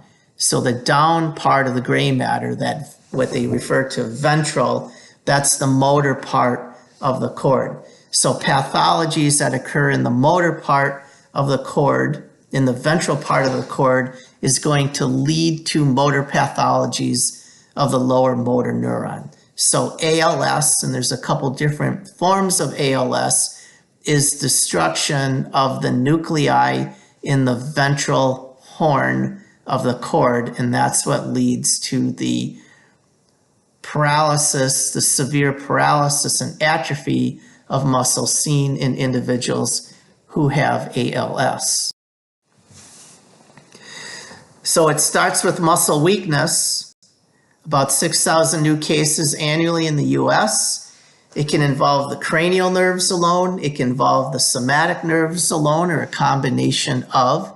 So clinical presentations can be variable, as is the rate of progression. Most commonly seen in white males with an onset in the 40s or 50s. Seems to have a higher rate in military veterans. Like most muscular disorders, when it begins to involve the respiratory muscles, there's respiratory failure, and that tends to be the terminal event in the individual, unless they electively choose to be placed on a ventilator. So individuals who have ALS typically survive for about 2 to 5 years. Less than 10% who develop ALS survive for longer than 10 years. Stephen Hawking has to be one of the longest, he died recently, but he has to be one of the longest survivors of ALS, right? I think he survived over 50 years with ALS? So again, this is a pathology of the lower motor neuron. The lower motor neuron goes from the ventral horn of the cord all the way out to the neuromuscular junction. So in ALS, the pathology, the degeneration which is happening is occurring in the ventral horn. And one of the thoughts is that there's excessive oxidative damage due to glutamate in the cord, and that's what's leading to the progressive destruction of those nuclei. So there's a drug that's been out now for about a year called Rilotech. I don't know if any of you guys have seen it. This is supposed to reduce CNS damage in the cord due to glutamate. At least what is shown at this point is it doesn't reverse damage, but it could possibly halt the progression of damage. Individuals with ALS on this drug may take a longer period of time to get to a ventilator. At least that's what the thought with this drug is. It takes a longer period of time before you come ventilator dependent, so you may get some enhancement of lifespan or some enhancement of ventilator-free life. This drug is relatively new. The precise mechanism of action has not been completely worked out, but it is believed to be antagonist to glutamate-induced destruction in the ventral horn of the spinal cord. So myasthenia gravis can lead to muscle atrophy. ALS can lead to muscle atrophy. If you have trauma to the peripheral nerve for whatever reason, that can lead to muscle atrophy. And then as you can see, numbers of other causes of muscle atrophy. Certainly an individual who's starving themselves to death due intentionally or due to a behavioral disorder such as anorexia, bulimia. Individuals who have severe GI malabsorption of nutrients, chronic illness such as metastatic cancer or chronic progression of HIV, prolonged immobility and non-use. You see that in individuals who are in a cast for a long period of time or bedridden for a long period of time, protein wasting syndromes, drug and alcohol abuse, congenital diseases like muscular dystrophy, spinal muscular atrophy. So you can see that there's just an overwhelming number of pathology that can lead to muscle atrophy, and the workup of muscle atrophy can be pretty extensive in terms of trying to figure out why an individual is losing strength and muscle mass. Is this occurring as a child? Maybe thinking more things like muscular dystrophy. Is this occurring as a young adult? Maybe thinking things like myasthenia gravis, later adult, ALS, right? So a lot of different things going on here that can lead to muscle atrophy. We just talked about some degenerative processes that lead to muscle atrophy. Now let's talk about muscle inflammation, or the term myositis, inflammation of skeletal muscle. Number of different ways that muscle can get, or number of different etiologies of muscle inflammation: acute infections such as influenza A, heat, trauma. There can be autoimmune episodes of myositis, and there can be idiopathic. We're not sure why the muscle is inflaming. Clinical presentation is swollen, painful, red, warm muscles which become weak. And if you look at the histology, you would see that classic infiltration of white blood cells and edema, which is classic for all types of acute inflammatory responses. Remember, in inflammation, we have white blood cell infiltration, we get increased vascular flow and increased permeability, and that leads to the edema and the redness and the warmth, and the inflammatory process then in muscle is going to lead to muscle pain and muscle weakness. And that can happen anywhere around the body. It could happen in the face, head and neck. It can happen anywhere in the body, frame, neck, down. So myositis, inflammation of muscle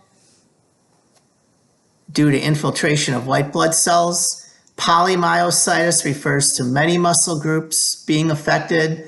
Dermatomyositis refers to both muscle and skin inflammation occurring simultaneously. And again, it could be a combination or isolation of somatic, neck down, or bulbar, head and neck. You can get both or just one type. But what we're going to see is weakness, pain, swelling, and long-term myositis could lead to atrophy. So picking up myositis, that should be fairly easy in terms of history and physical exam. Red, swollen, aching, tender, edematous muscles, that could really lead you to, yeah, this looks like acute inflammation.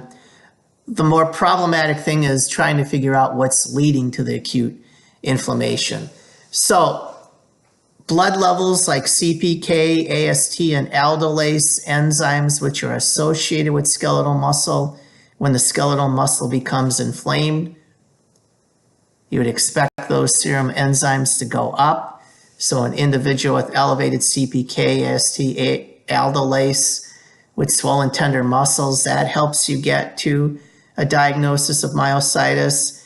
You can use imaging modalities like ultrasound and MRI to look at the muscle belly itself to determine if that's inflammatory. A biopsy can be done if needed. Histopathology can be looked at. I won't get into this, but be aware that there are numbers of different autoantibodies which can be detected, and these antibodies may be specific for certain types of collagen, vascular, muscular, autoimmune pathologies. I'm sure some of you who are working on internal medicine floors and are neurology units and working up some of the stuff see some of these specific autoantibodies ordered in the workup of individuals who are trying to figure out why are they developing inflammatory responses in soft tissue. So myositis can be acutely infectious. Maybe the most common cause of acute infectious myositis is influenza A. I would bet many of you have seen patients who are influenza A positive who have red, warm, swollen muscles and their CPK levels are through the ceiling. Very often that myositis involves muscles of the lower extremity. Sometimes acute bacterial infection can lead to myositis. That definitely is going to be much more worrisome for sepsis and requiring fairly aggressive antibiotic therapy for that. Patients with acute infectious myositis usually expected to be febrile, high white blood cell count with a left shift. Usually you see that classic red, warm, swollen muscle. Again, if it's influenza A, you can treat with antivirals, and if it's suspected to be bacteria, culture sensitivity and begin empiric antibiotics. And then there's a lot of non-infectious causes of myositis, drugs in particular. We know the warnings that have been put out on the statin drugs for cholesterol, the fluoroquinolone antibiotics for certain types of infections. Those clearly have warnings related to myositis and rhabdomyolysis. Heat injury, trauma, overuse syndrome, individuals abusing stimulants, autoimmune disorders like dermatomyositis and lupus. So a lot of different non-infectious reasons that can lead to inflammation of the muscle, myositis, and then eventually breakdown of the muscle, rhabdomyolysis. And you know that rhabdomyolysis can be, remember last unit we talked about rhabdomyolysis and hemolysis and effect on the kidney, right? That's a form of pre-renal azotemia where the release of heme and other proteins can precipitate in the tubules and lead to fairly aggressive acute kidney injury. Managing acute myositis that's not infectious, stop the offending drug. High-dose methylprednisolone, such as a steroid, can be used. Other immunosuppressive drugs may be beneficial in the management of autoimmune myositis, dermatomyositis as well. That obviously you would want to do under the consultation of a rheumatologist. Okay, final topic here, meningitis, and then we're done. Look at these three cases, read these three cases here, and then take a moment and think about these questions in red. What do you think? What are you most worried about in terms of a diagnosis?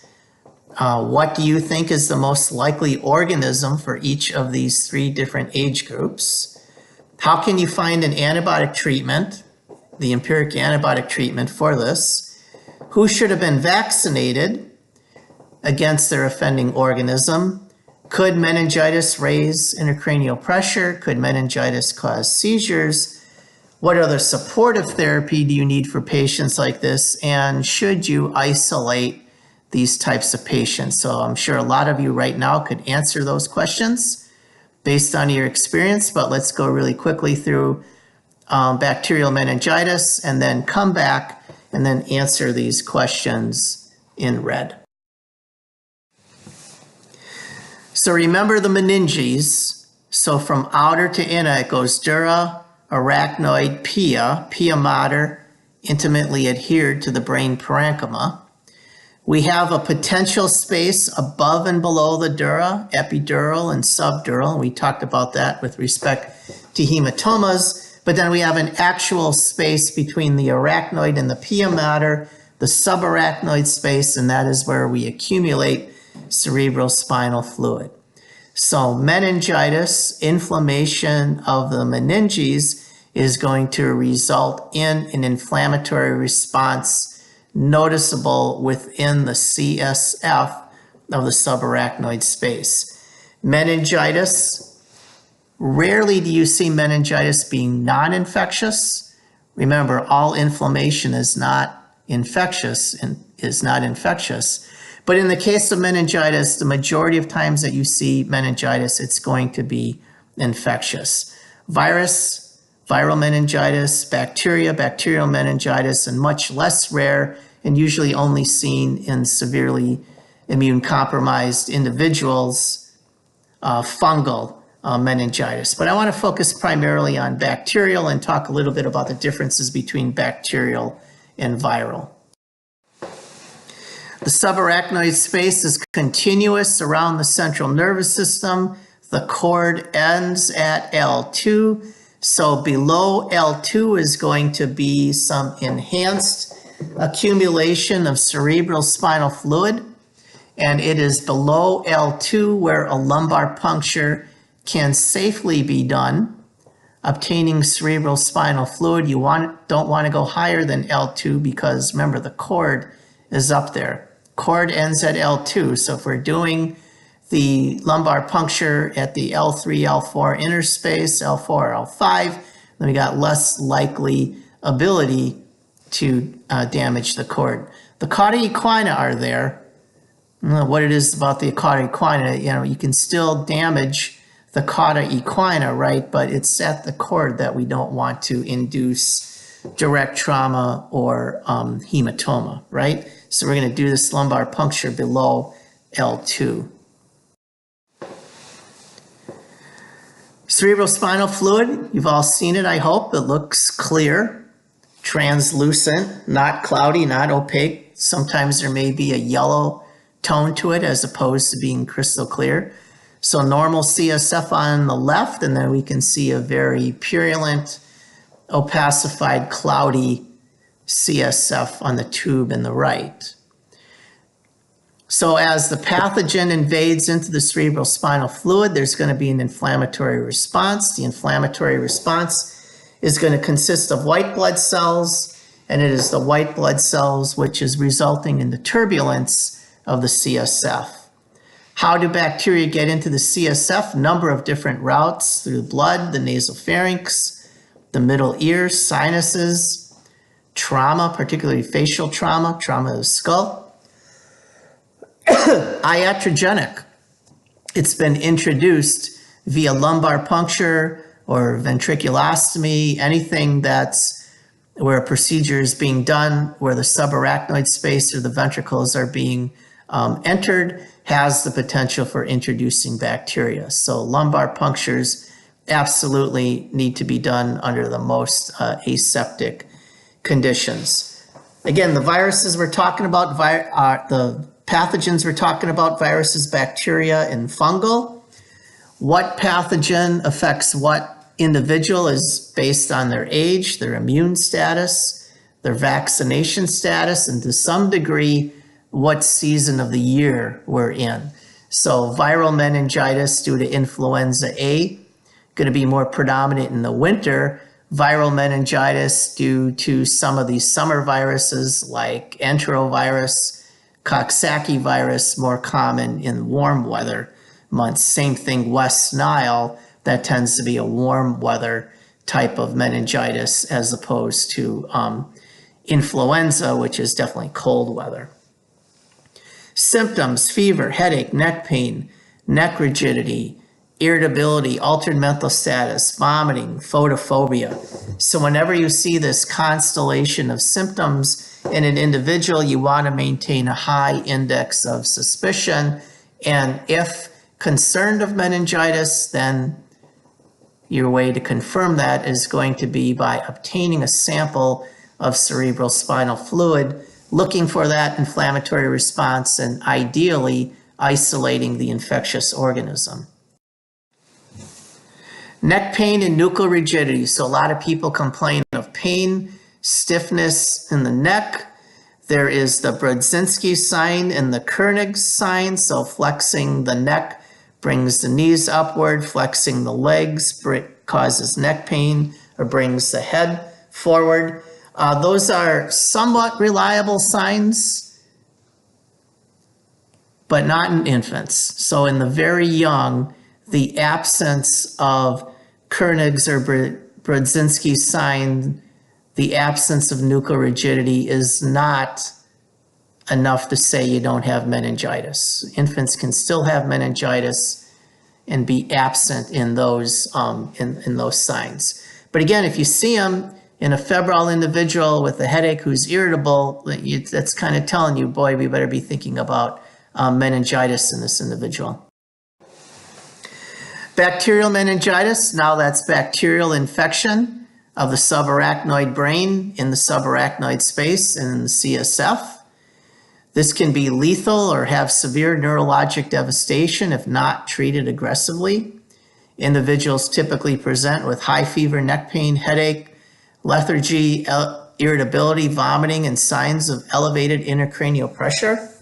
And as you look at this accumulation of pus and edema and hemorrhage, which is going on in the meningeal membranes in the CSF, you can see very easily how bacterial meningitis can elevate intracranial pressure. So the CSF should look purulent. Many nucleated white blood cells or segmented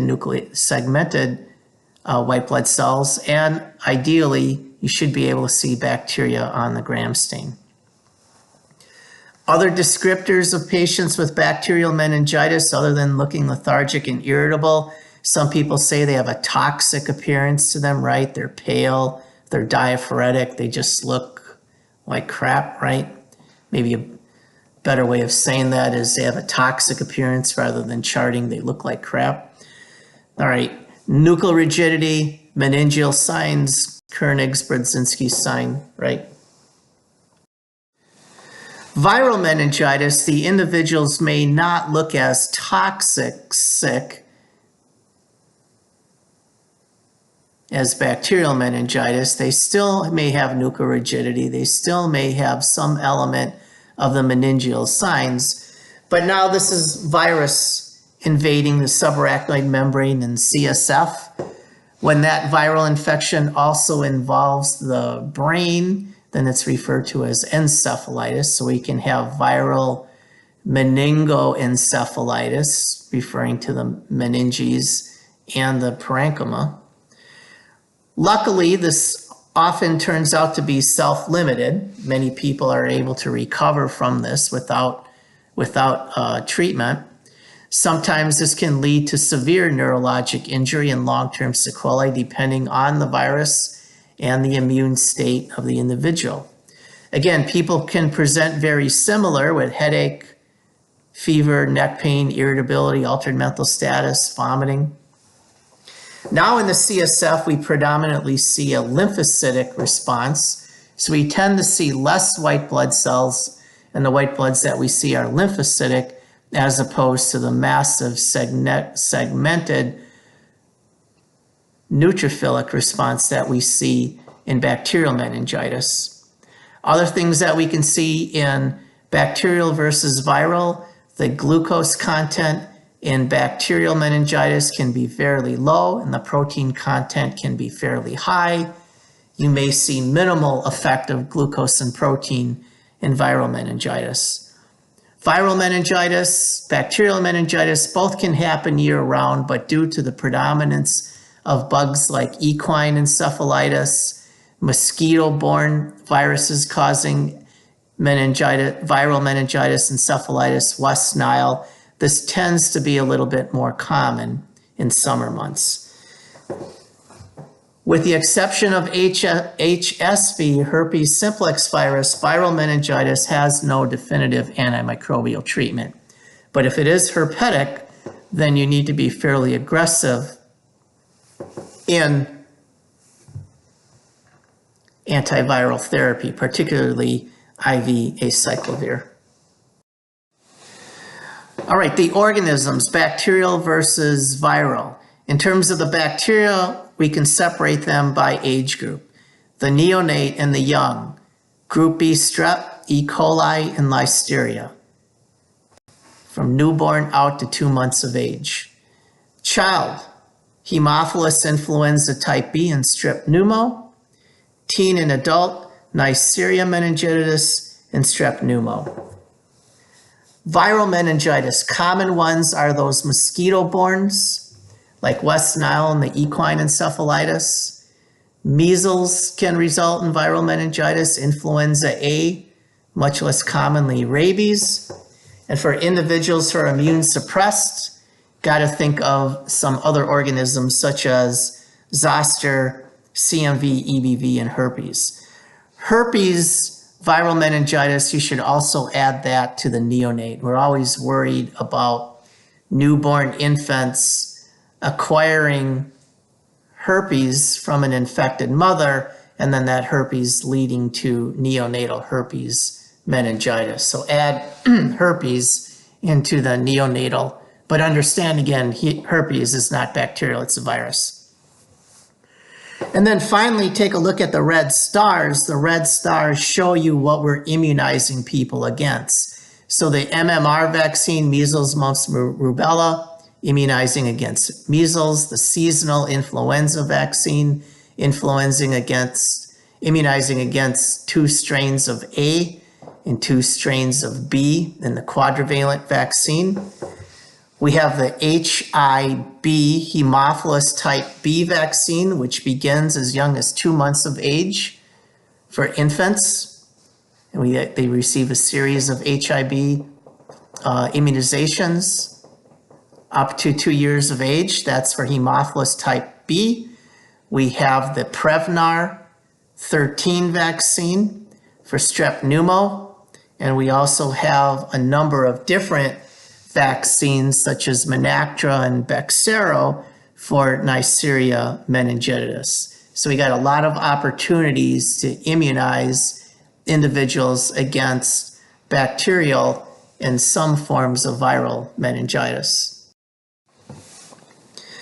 So strep pneumo, influenza B, and Neisseria meningitidis, and here are some of those trade vaccines that are out there. Prevnar 13 for strep pneumo, Pedia-Hib for Haemophilus B, Menactra, Bexsero.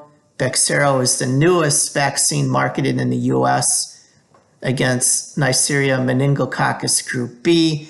You can see that Menactra gets 4 other subtypes. So if you want to be full in terms of the immunization against Neisseria meningitidis, you want to be using both of those, Menactra or something against ACY and W, and Bexsero against B. My guess is eventually they'll all combine that into one product. That product may even be out there at this point by the time you hear this presentation. But for now, in 2018, the meningococcal vaccines, there's one that's got 4 strains, and then the newest one, Bexsero, just has the B strain, and they're advertising that one pretty predominantly now in 2018. You're not fully immunized against the most common form of meningitis in young adulthoods unless you also get Bexsero. At least that's what they're telling you in the commercial. So a question here, why might one vaccine not completely reduce the risk of infection to all strains of the same species? An example is how many strains are you getting in the vaccine? So Prevnar 13 is getting 13 strains of strep pneumo, getting the most common strains responsible for systemic invasive disease, but Prevnar 13 doesn't get all strains of strep pneumo. And as you know, that there's a 27 strain strep pneumo vaccine that's out there as well. That one tends to be more commonly used for immune suppressed individuals versus immunocompetent individuals. Let me tell you a quick story about Haemophilus influenza type B. I started medical school in '82, pediatric residency in '86. From '86 to '89 as a pediatric resident, and we do call every 3rd or 4th night, depending on what rotation you were on. If you were on, you were going to get a kid with invasive Haemophilus influenza infection, period. Sepsis, meningitis. I saw numbers and numbers and numbers of Haemophilus B meningitis and sepsis in young infants. A lot of them died. A lot of them ended up with chronic sequelae. When this HIV vaccine got perfected and started being given to kids as young as 2 months of age, sometime in the mid to late 1990s, the rate of invasive Haemophilus infection dropped to almost 0. You can look this up on the CDC. You can look this up on any public health website in terms of what has been this tremendous drop in Haemophilus life-threatening meningitis in infants and young children. It's attributed to this vaccine.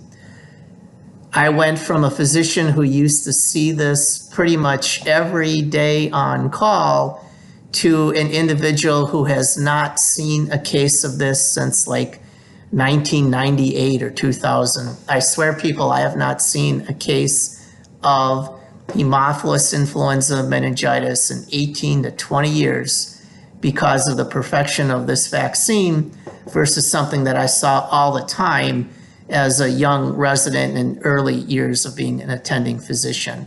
So for the anti-vaxxers that are out there, I mean, you could talk to your blue in the face to anti-vaxxers and they don't believe you, but if there was anything that convinced me to be on the pro side of vaccinations, it's my own experience and what I have seen and how Haemophilus influenza meningitis has been reduced to almost nothing due to this vaccine. All right, I'll get off the soapbox and off my pro-vaccine rant here. Here's the here's the lumbar puncture procedure, or spinal tap, probably better to say lumbar puncture.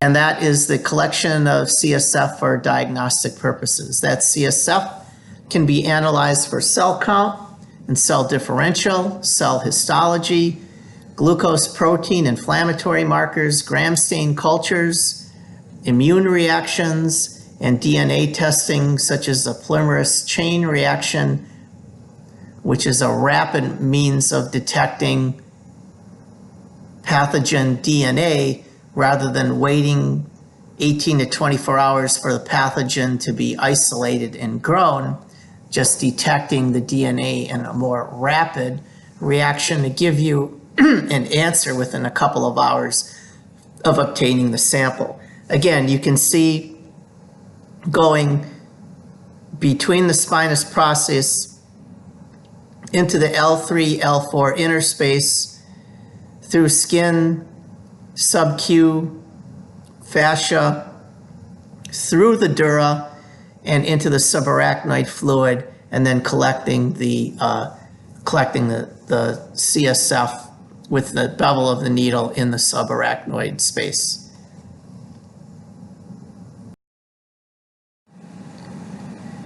Here are a couple of individuals that I did lumbar punctures on.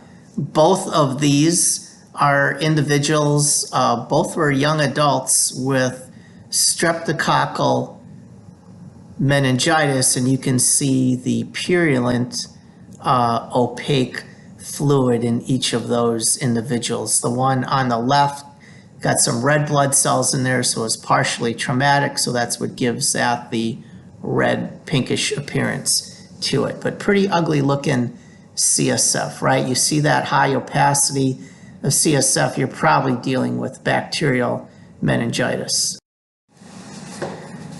And then you can look at white blood cell count, protein, glucose levels. Those are important. The one that I want you to focus on here in terms of tests and quizzes is bacterial meningitis is going to give you very elevated white blood cell counts in the CSF, greater than 1,000. Most of the white blood cells are going to be the segmented neutrophils. You're going to see very, very high protein and low glucose concentrations in the CSF. And then your gram stain may show you the gram positive or gram negative bacteria. If you have a positive gram stain for bacteria, then you know that you're dealing with bacterial meningitis, unless it was a contaminated specimen, but we're not going to get into that. Let's assume that if you see gram positive or gram negative bacteria on the gram stain of the CSF, you're probably dealing with a case of bacterial meningitis. And then you can see the typical amounts of CSF in infants, older children, and adults. And again, if you're taking off, 3, 5, even 10 mLs of CSF, particularly an adult or a child, that's not that much CSF, and that's regenerated within 24 hours. And little babies, you got to be a little bit more careful in terms of how much you're taking out, but you could pretty safely take 4, 5, or 6 mLs of CSF off an infant to be able to get all the diagnostic studies that you want to get with that fluid. And here's an example of a gram stain. So you see all the segmented neutrophils, you see some red blood cells in there, and then if you look in the center of the screen, you can see some gram negative bacteria right in that white blood cell, almost dead center screen. You see those little cells in there? That would be, so what would be the gram negative bacteria causing bacterial meningitis in a young adult? Which one would that be? Yeah, that would be Neisseria meningitidis, right? So Neisseria meningitidis, gram negative cocci, strep pneumo, gram positive diplococci, Haemophilus, gram negative cocci, but Haemophilus tends to be seen more commonly in the infants and children, maybe more so at the extreme of age in the elderly as well, but Haemophilus much less common than Neisseria when we're talking about young adults. All right, and here's here's 5 patients for you. So read their clinical scenario and then think for a minute, are you worried about meningitis? Would you subject these individuals to a lumbar puncture, right? Because you're going to get people with these different clinical presentations and you're going to have to make up your mind. A couple things you got to be thinking about. Is it elevated intracranial pressure? Is it meningitis? Do I have to image? can I just do the LP? So I want you to think about this in each of these scenarios. And the one that I really want you to commit to is, do you or do you not think that a lumbar puncture should be done? Because I'll probably give you at least one scenario like this on the quiz or the exam where you're going to have to make that commitment to should you do the LP or should you not do the LP. All right? So try those cases. Boom, done, neurology. That was 2 hours and 40 minutes, so thank you for hanging in. We covered a lot of stuff. Boy, did we cover a lot of stuff in neuro. Some of it we got into some detail. Some of that we just got really cursory at. As you know, we failed to, there's a lot of stuff about neuro that we didn't cover, but I hope that at least we did a good foundational review of neuropathology. Now remember, you have the extra week now to complete up the neuro section. Look at Blackboard and be sure you've got the right date in terms of when things are done. I want you to do 5 threads rather than 3. Now, because this is going on for 2 weeks, pick 5 threads and comment on the discussion. You have 2 quizzes. For both of those quizzes, you can use references. There's a neuroanatomy quiz, and then there's a neuropathology quiz. And then we have one more unit to go, that's GI. So on that last unit 4 exam, expect 25 neuro questions and 25 GI questions, okay? Wrap up neuro. Take a couple weeks now to get that done, and then I'll see you in the very last segment, which will be gastroenterology. Thank you for hanging in there. Au revoir.